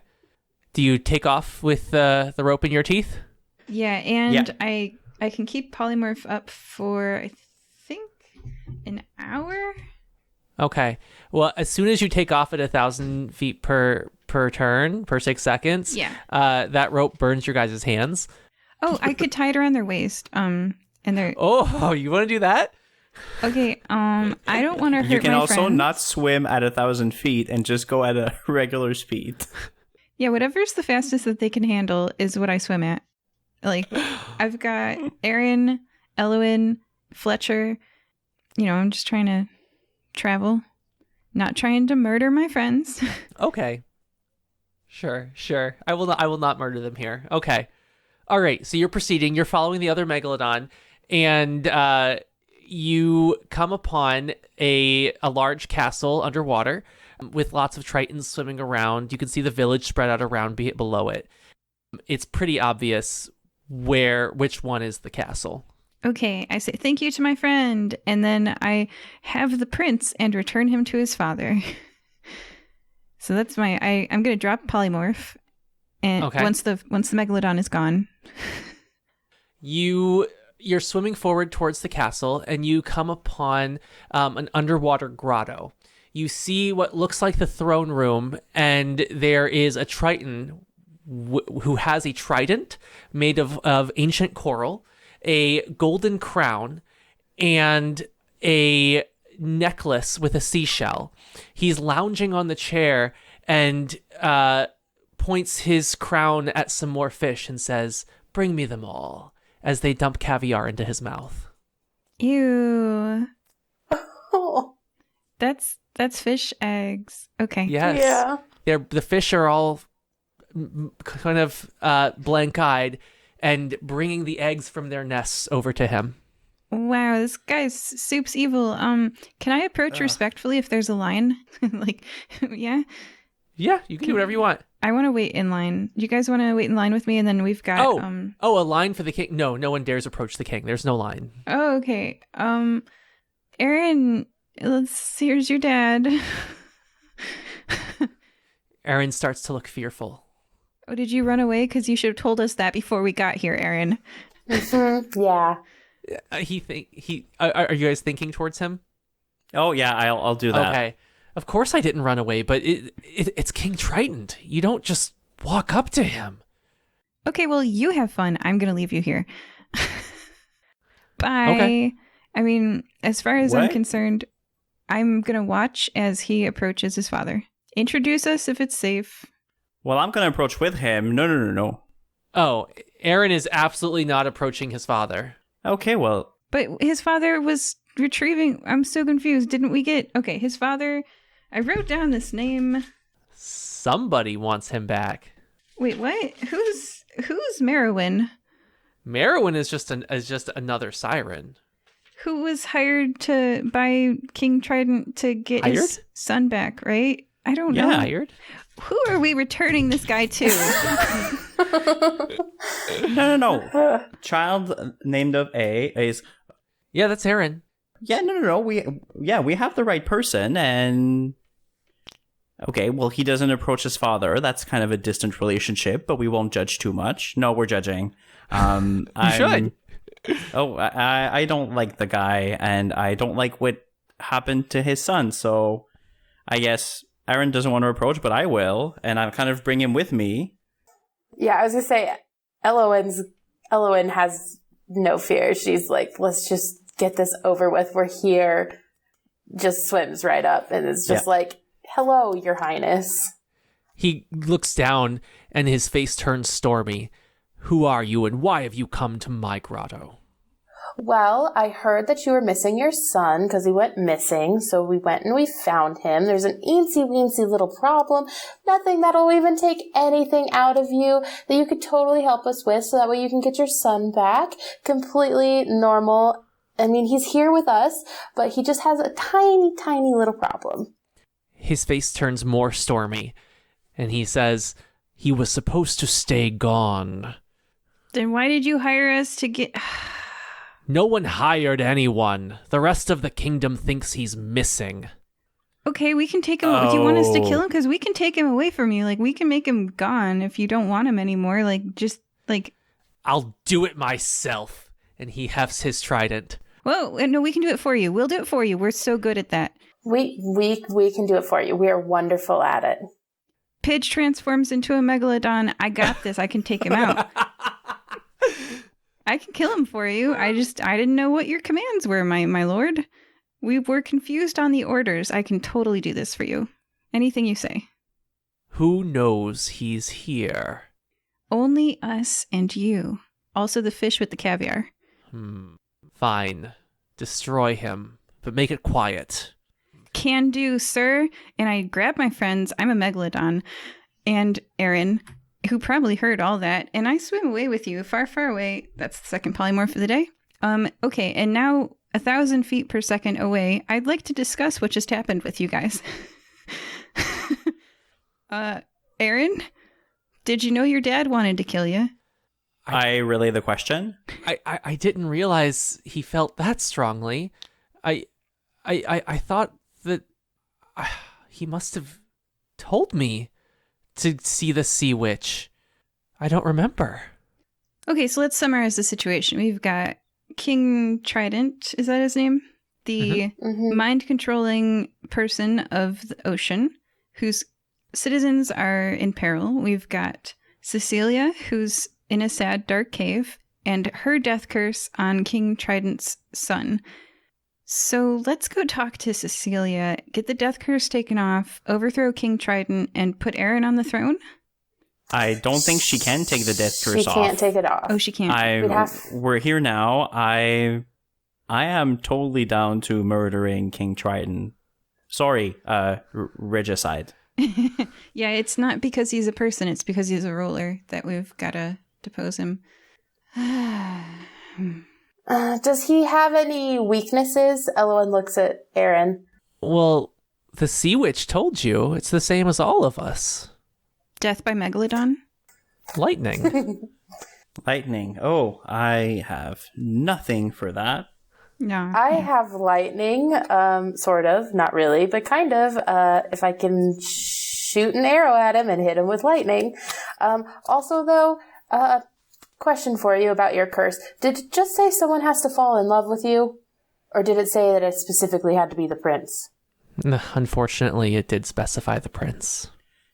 Okay, well, next time you make an evil contract with an evil witch, make it more vague so we have loopholes to work with, buddy. I still think we could make that happen. I mean, it sounds like he loves a lot of things. It's not that there's a lack of love. He's not asexual. He's just very sexual. So we just gotta make this one of the things he loves, right? One of the people. Sorry, love targets. One of his love targets. Yeah. Yeah. Was the love by contract monogamous? That's the question. It was not. Okay, so we just have to. But it did specify love, not sex. Pidge is dumbfounded. Great. I still don't want you to end up with that prince anyway. He's a dick, so... It would save his life. I would much prefer have him on the throne, and for that we have one king to take care of. We have one freed Megalodon who might want to help us. He was just freed. Yeah, but the king can control said Megalodon. Yeah, no, that's not a... No. No, but we took off his metal hat thing. Yeah, but he can... We've seen fishes mind controlled much this episode, so... Right. One of the best ways to get a puppeteer vulnerable is to make them alone, right? So I think we should face King Trident where King Trident's the only person in the room. Otherwise, the fish will be forced to fight us. Hard to do that. We won't be able to take him out of the water. We don't have that much. I mean, I don't have that magic. Could we just, call him a baby and insult him and get him to come out? I mean, I know we're not bards, but most people get mad and are ready to fight if you just are like, you're dumb. And they call their army. That's true. But then we say, you're a baby if you call your army if you can't take us by yourself. And then we get him into a one-on-one match. You can certainly give that a shot. We could wait until he's asleep. We could wait until he's asleep and just assassinate him. I mean, if we're going regicide, this is the easiest way, right? Megalodon him in the face when he's sleeping. Okay. I'll cast message to speak with Aaron for a moment. And... Okay, so 2 questions I want to ask Aaron through my message cantrip. Does your daddy sleep? And if so, where? Yes, he sleeps in his room at the top of that tallest tower. Okay. And second thing, are there any laws or traditions in your culture that would let you take the throne? Say maybe if we exposed a murderous plot against you or something similar? Well, I'm one of the younger children. I don't think it would be me, but someone else would take the throne, yes. If we were to expose the fact that he wanted to kill you? Oh, no, it would have to be his death. Okay. Then I know where I'm siding. I want him dead. We're gonna kill a king. How many tortured souls did I pass? A lot. Maybe 100. Yeah. This is perhaps the most evil person I have ever encountered. Really? You want to fight him? Do you remember this conversation? I just want him to stop hurting people. Yeah. Okay. I mean, nobody knows any, minor deities or something we could, sick on him, do you? No, my cousin has the religion. I didn't catch that. Aaron, what would you rather we do? Well, he tried to kill me.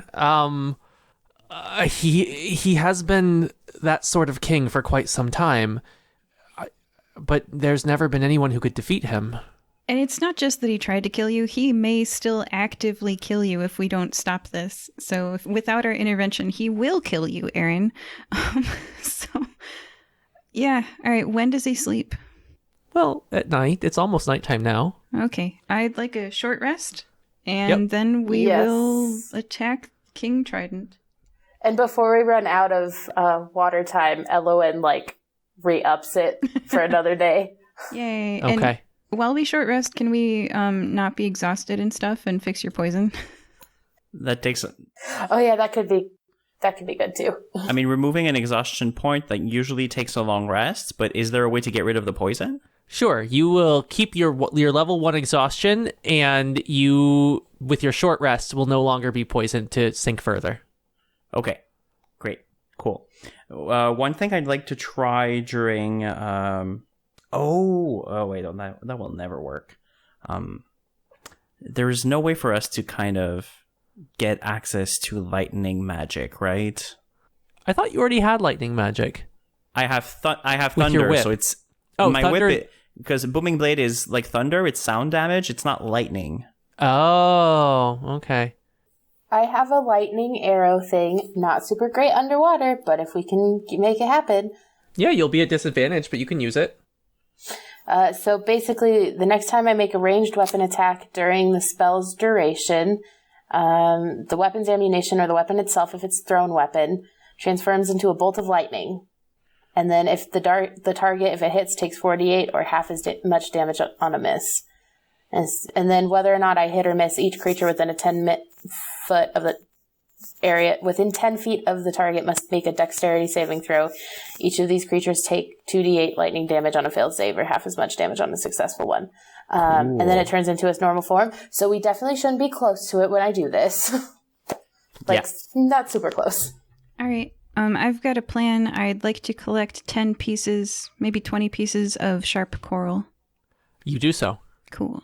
All right, and I'm going to ask him, but while we wait for night to fall and the king to go to bed, I'll ask Aaron if there are any weapon stores in the city in the Triton City, or how do you guys get equipment to fight?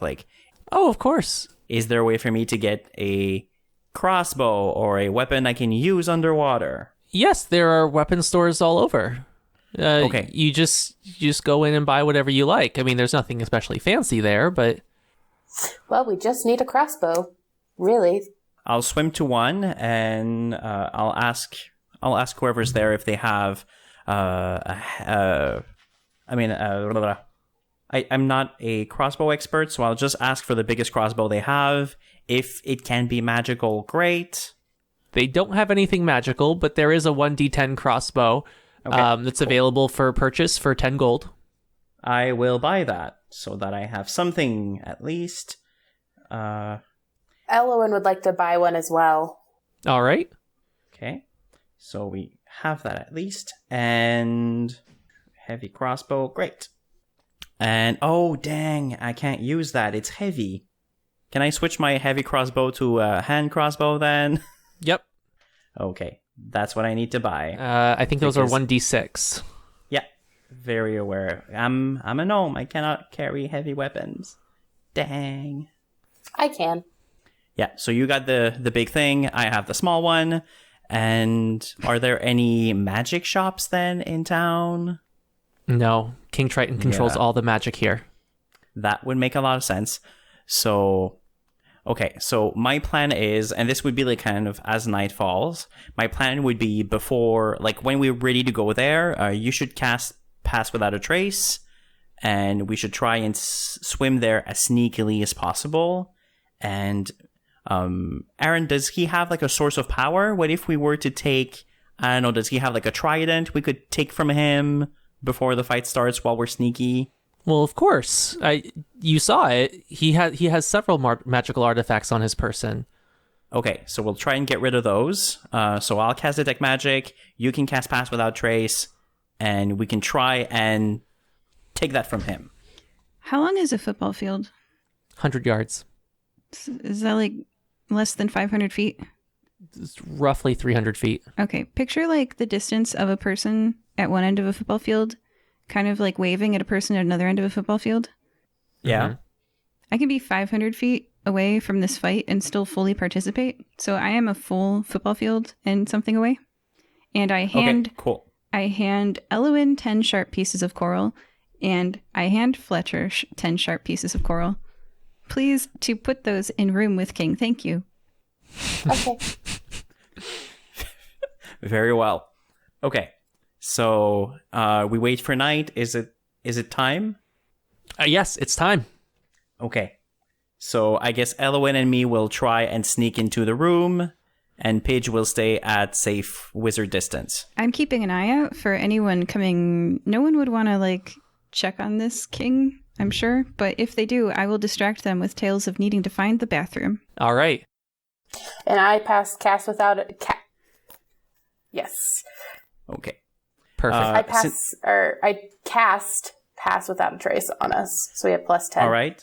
And I'll also use my level 3 spell slot to make us both invisible.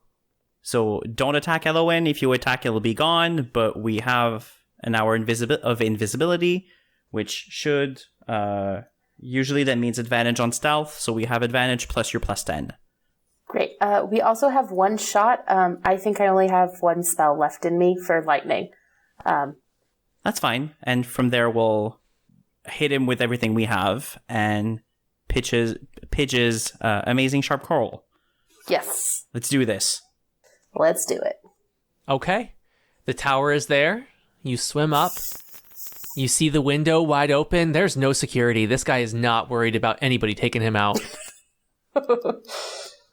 Okay. Can I attempt to stealthily... Well, first, from a quick glance, can we tell kind of what are his magical items? I'm assuming, usually they're easily identifiable. From a distance, we can tell. If it's a big... Well, he's only wearing 3 things total. He has an ancient coral trident. He has a gold crown. And he has a seashell necklace, similar to the one that you saw on the Sea Witch. Is he, sleeping with the trident? Oh, of course he is. Okay, I was going to say Elowen had a bad idea if he wasn't. I have a feeling that the crown is the thing that lets him control the animals, and I don't want them to come and help him if we start fighting. So I'm going to try and swim to his head and, pickpocket the crown off the head.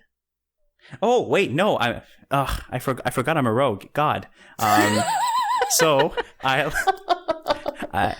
side note, the guy behind Fletcher has never played rogue before. That's fun. So I'll sneakily swim, and I can roll the stealth if you want. I'm still invisible. Yep, go ahead and roll the stealth. And okay, so I'm gonna roll that with advantage with a plus 10, and nat 20, baby. All right, yep, you pass. So with bonuses, that's 35. So I'll swim until I am 30 feet away, and then oh, wait, I'll have to end the invisibility. Sorry about that, but we have passed without a trace. We're hidden. It's fine. I'll cast Mage Hand. So I'll throw a glove into the water, and the glove will start floating around to go very close to the king's head. The hand can become invisible, so the glove will turn invisible. And from a distance, I will try a sleight of hand to take that crown off. Ah, okay.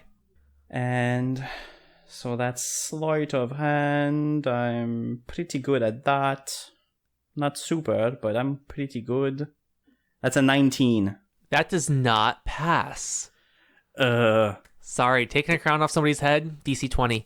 That's fine. All right, so you start to try to lift the crown, and Triton's eyes pop open.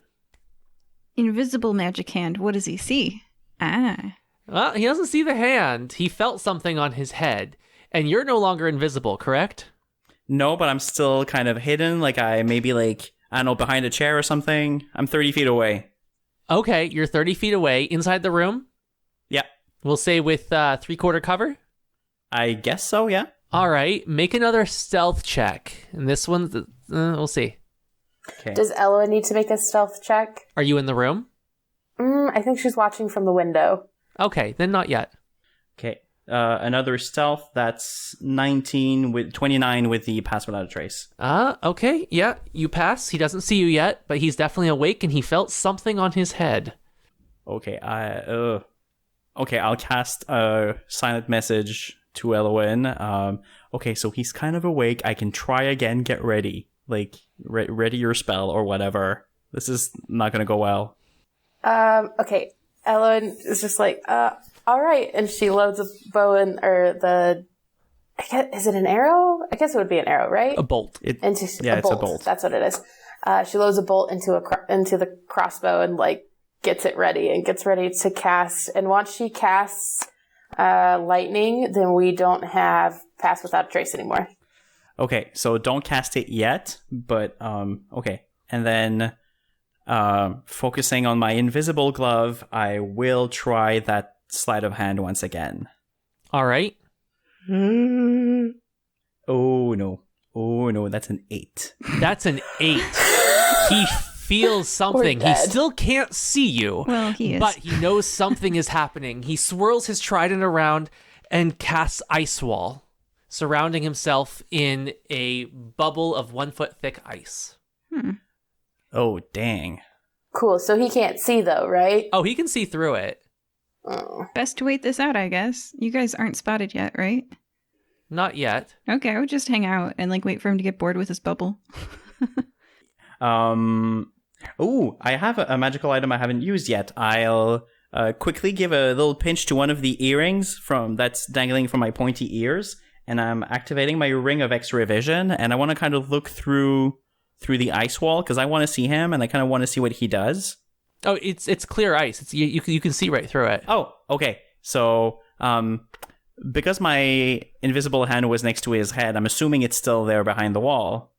I thought Mage Hand winks in and out of existence at will. No, it has a duration, and you can kind of like it's a hand that you control, and it kind of floats around. Well, then sure, yeah, it's still back there. Okay, so I'm gonna try once again to take the crown off. I mean, at that point, what else is there to do? Slap him so we could drop the rocks so Pidge can do what she needs to do. Oh yeah, the hand can't attack though. So yeah, I'll try that. Let's just provoke him. So instead of trying to sleight of hand the crown away, I want to just like poke him on the nose, just like a little boop. And he grabs the Mage Hand from right in front of him. Ew. Uh-huh. It was still invisible. Okay, that's not good. It touched him. He could feel that. Oh no. Okay, yeah. Okay. And he squeezes. Okay, I guess the hand technically would disappear. I don't know what happens when you squeeze a mage hand, so... I guess Elowen would try, as she's floating underneath, and he's getting poked in the face, to, like, slide a couple pieces of coral into the room. Oh, as long as you're near the coral and they're near him, they have a movement of, I think, 30 feet. Yeah, you could just toss those in the room. It's fine. Yeah, if they're in the room with you, it's fine. As long as they're not being worn or carried, so, like, throw them on the ground. Yep. Yes, she drops the coral, so that way she's out of the way of Pidge. Oh yeah, I'm waiting. I'm not gonna ruin your guys' stealth. And also, I guess I have to be within 120 feet range, so I'm just outside, leaning my head against the wall, like trying to listen in there. That's all. Is there another window in this room? Like behind There are multiple. the ice wall? The ice wall is currently a bubble around his bed in the center of the room. Okay, so we have to force him to come out. I'll cast message to Elowen, and... Dude, just wait. People can't stay in a bubble forever. Go get a snack. He calls out, "Who's there? Show yourself. Yeah. Be a man." People get bored after a while if no one tries to eat them, so just... What do I have for that? I have a thing for that for sure. All right. Okay. Oh, wait, no, I don't. I have nothing. Spells have a duration. So Pidge the wizard thinks about how her spells last 10 minutes, for example. So if you just wait 10, go for a bathroom break, come back. This guy's bubble... Yeah, but I'm a wizard in training, and I don't really know that, so... All right, attack his bubble. Have fun. Okay, well, I guess just in case, while... Oh, no, I can't do that. That will totally reveal me. Can Elowen try to, like, throw her voice across the room to make it sound like there's someone whispering outside his door? Are you proficient in that? Is it performance? Sure. Then yes, I am. Okay. We're gonna have a high DC if you don't have some kind of history of doing that, but okay. So she is her background is, what is it called? Entertainer. And she can perform. She has this by popular demand, and she can like just perform anywhere and make anywhere a stage. All right, I'll give it to you. Yeah. So that is a performance 15. 15, not bad. You successfully throw your voice, and he glances off on the other side of the room. And she is specifically saying, did you kill him yet? You need to kill him now. To try to get him to come out of the bubble to rage towards the door so we can have a good shot on him. Oh, it works beautifully. He roars and gestures with a trident, and the ice wall shatters. And he rushes over to that side of the room and starts throwing aside chests of drawers and boxes. And, where are you? Show yourself! Can I hear that? Can we roll initiative? Yeah, we can roll initiative. I was waiting for one of you to get spotted, but okay. 18 for me. 12. 14. 15. Okay, so I guess that starts with me. Uh-huh. All right. Bonus action, I will activate my defensive elven magic. My AC is 22. Uh-huh. And, I mean, very little option here. I'll swim up to him, pull out the whip, and I will boom blade on that guy. Because I don't want him to move, and I want to hit him with thunder. What exactly are you targeting? We have to pick a target on him. Yeah, are you just like general? Are you trying to do something specific? Like, what's going on? I'm gonna try and just like give a quick hit of whip at his hand, like maybe try and get him to drop the trident. Okay. So I'll attack the hand. It's a whip, so I'm assuming that means it's disadvantage for the attack roll. Indeed. Okay, cool. That's a 22. Oh, all right. You definitely hit. Okay, so 22 with the whip and the booming blade damage. He takes 19 damage, which 10 of these are thunder, if that matters. No, not thunder. Okay, and he will take 3d8 more thunder damage if he moves. Did that get him to drop the trident? He did not. A gash opens up on his hand, but it immediately closes in front of your eyes. Oh my god, no. Disengage and I'll swim away. What was his AC, just to make this easier? Oh, for your things, his AC is 18. Okay. Okay, so I have 40 feet of movement with my when my magic is active, so I'll swim as much as I can to get out the window close to Elwyn. Okay. And that ends my turn. All right. And then, Elwyn, were you next? Did you drop the coral? Oh, I would have. I left the coral in the room. Yay. Is it Elowyn's turn now? Mm-hmm. Okay, so she cast Lightning Arrow on the bolt, and that's her last 3rd level spell slot, so I hope this works. And she ended up rolling a 21 to hit. All right, you hit. What are you aiming for? She is trying to, I guess, electrocute and make him drop the trident. Okay, sure. And that is 4, 8, 11, 16, 20 points of damage to make him drop of lightning damage. All right.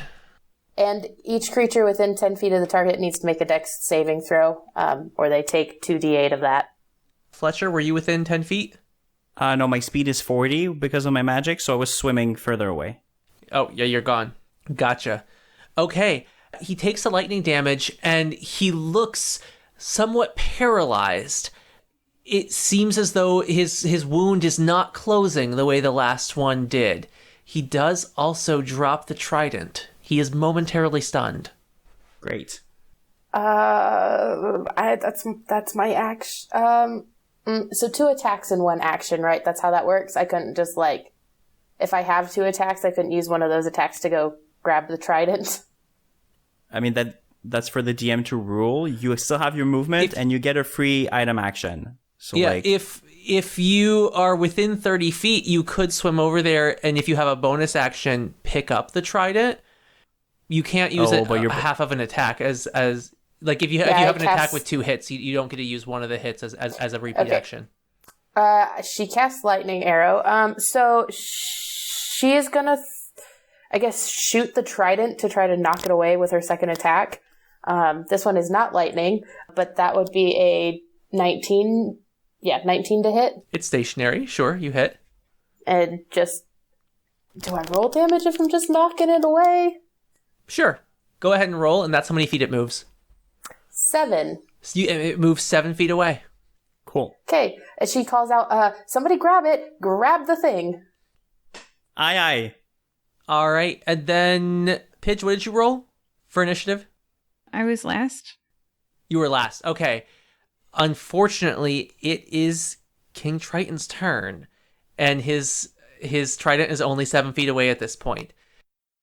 He is moving somewhat slowly as the shock of the lightning is coursing through him, but he can still easily... Yes?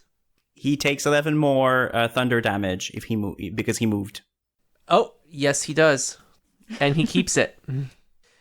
But he does pick his trident back up. Dang. He also then turns towards you. Oh, this is not going to go well. Well, he has options here. He is going to cast Control Water, and he can move 100-foot cube area of water, and he is going to blast you out of the room 100 feet away. You are going to take... Well, I don't think there's a hit to this because it's area of effect.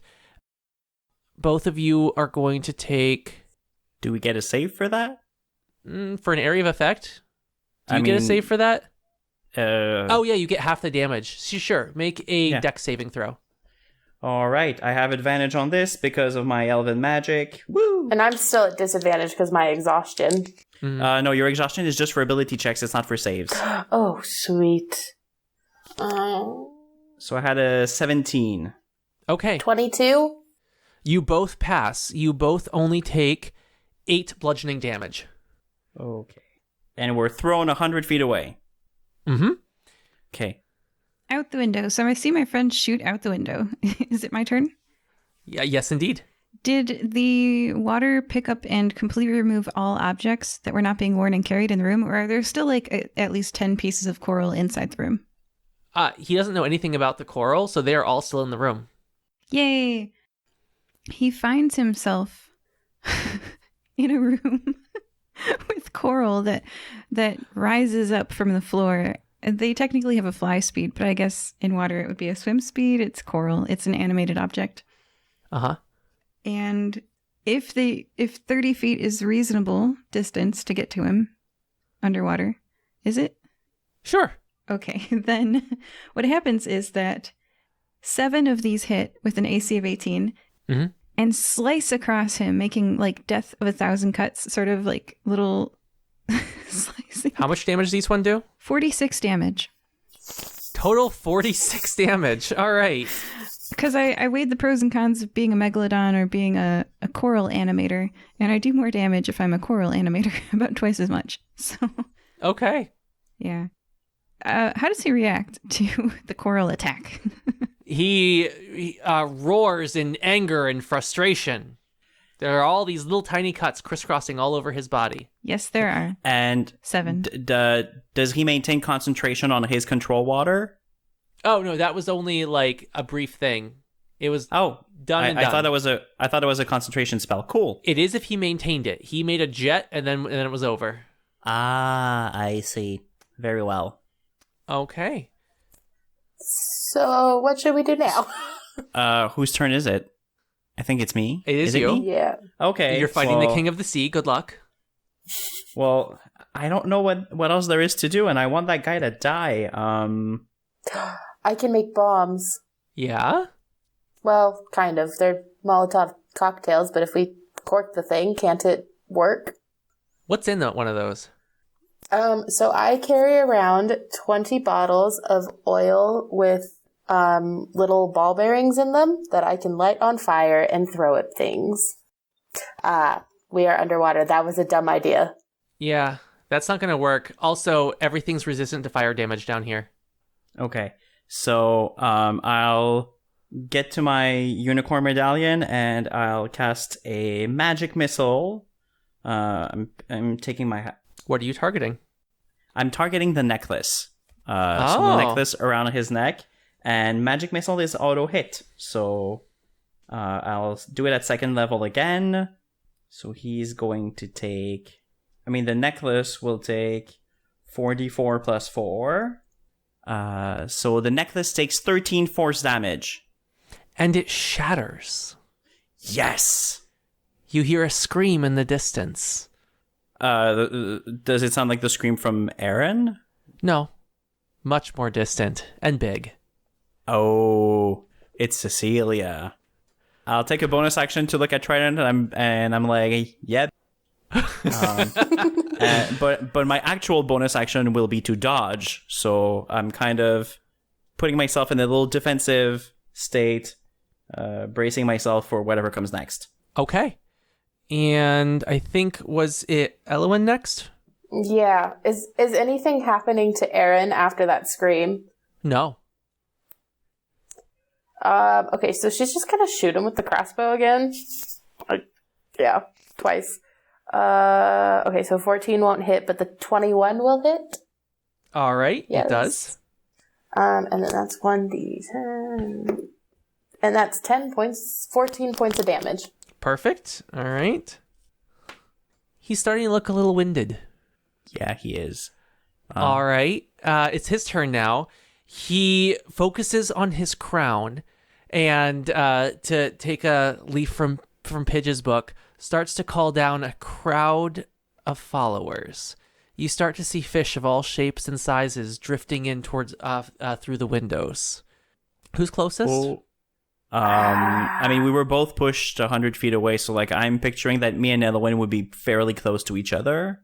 Yeah. Close to each other. All right. So, and what are both of your ACs? 22. 15. Oh, okay. Elwood All is squishy. And okay, so my AC is 22, and because I took the dodge action, attacks on me have disadvantage. Oh, okay. So you're going to take very little damage from this. We're going to say there are around 100 fish. Okay. Oh yeah. And all right. So you're going to get a lot of tiny little nibbles from all these different fish. And with your two things, I'm going to say about 10% of them are going to hit you, Fletcher. You take 5 damage. Okay. And we'll say and 25 damage to Elwyn. Elwyn is in pain. Are you very injured or just a little injured? I am at 21 out of 72 hit points. Okay, we have to finish this quick. Okay. All right, that is the end of his turn. He looks very angry. And then it's Pidge? Pidge is up. Yeah. Okay. Pidge is still hidden on the other side of the wall, I guess. Totally just, I don't have to see.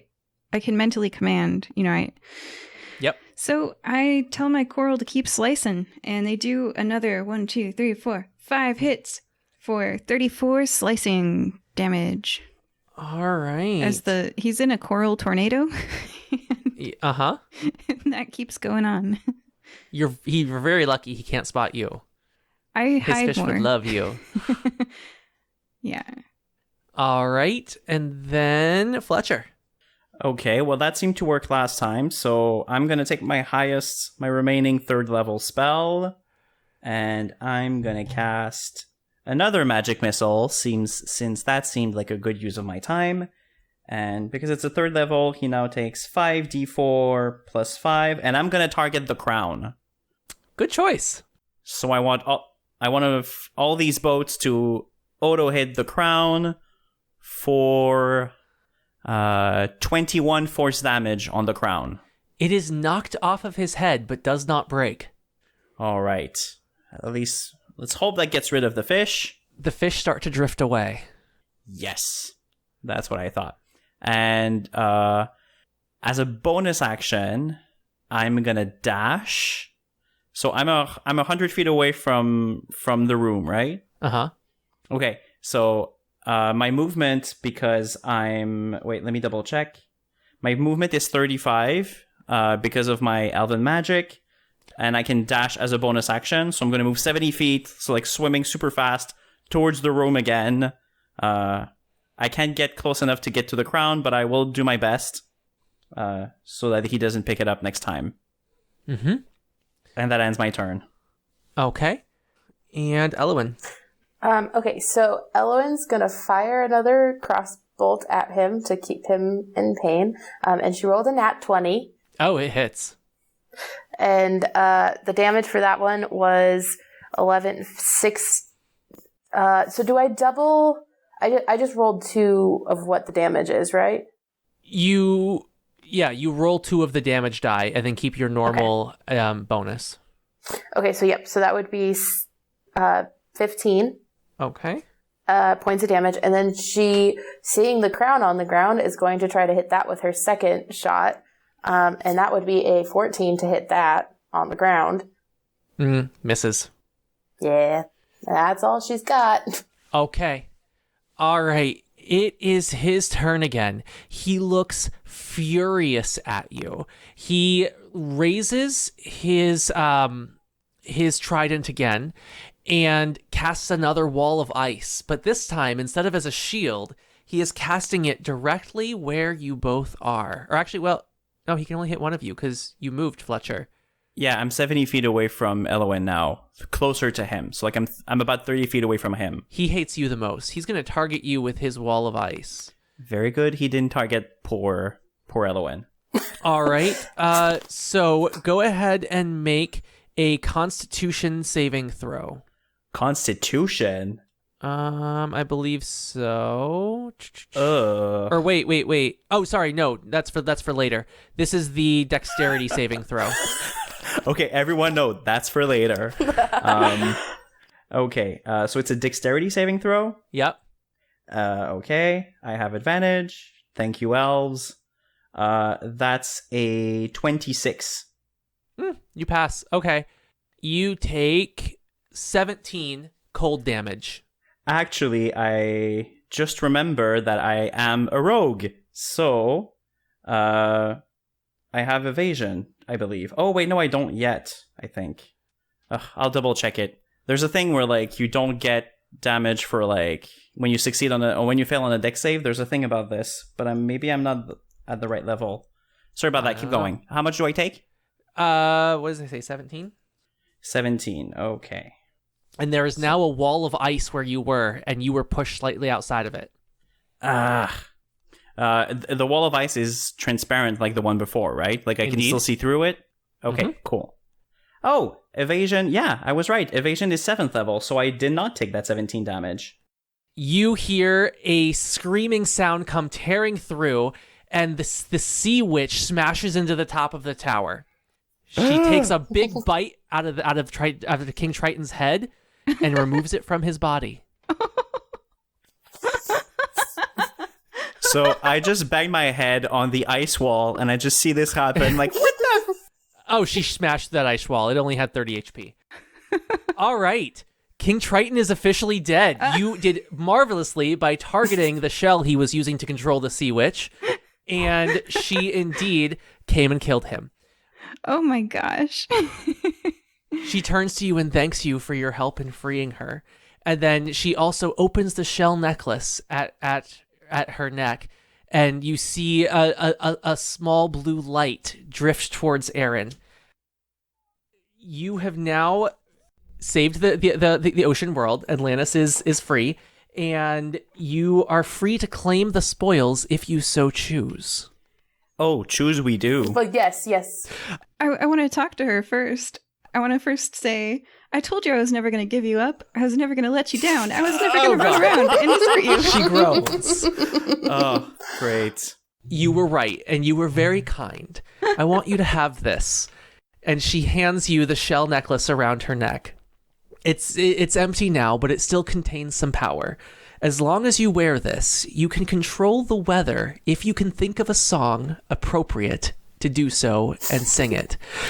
Yes. There are plenty of examples. I can see clearly now the rain is gone. Let the rain fall down. You can irrigate your crops if you so choose. Rain, rain, go away. And if you're ever really in a pickle, you really might want to think about the song Shatter Every Window Till It's All Blown Away. That one. It's a great one. Yes. I hand this to Fletcher. He seems musical. Oh my god. Yes. Okay, that's fine. Yes. Okay, so I'm gonna call that the weather song necklace. Thank you, I say to her. Fine. Oh. Can I make it Rain Man? If you want. It's weather. Just picture how terrifying that would be. Just All right. Sorry. You also notice the crown and the trident laying at your feet.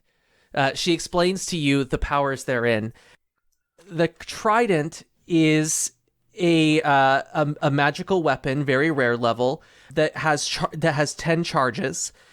0 is shape water. 1 is create or destroy water or fog cloud. I'll send it all to you. It recovers different amounts with short and long rests, and it is an attuned item.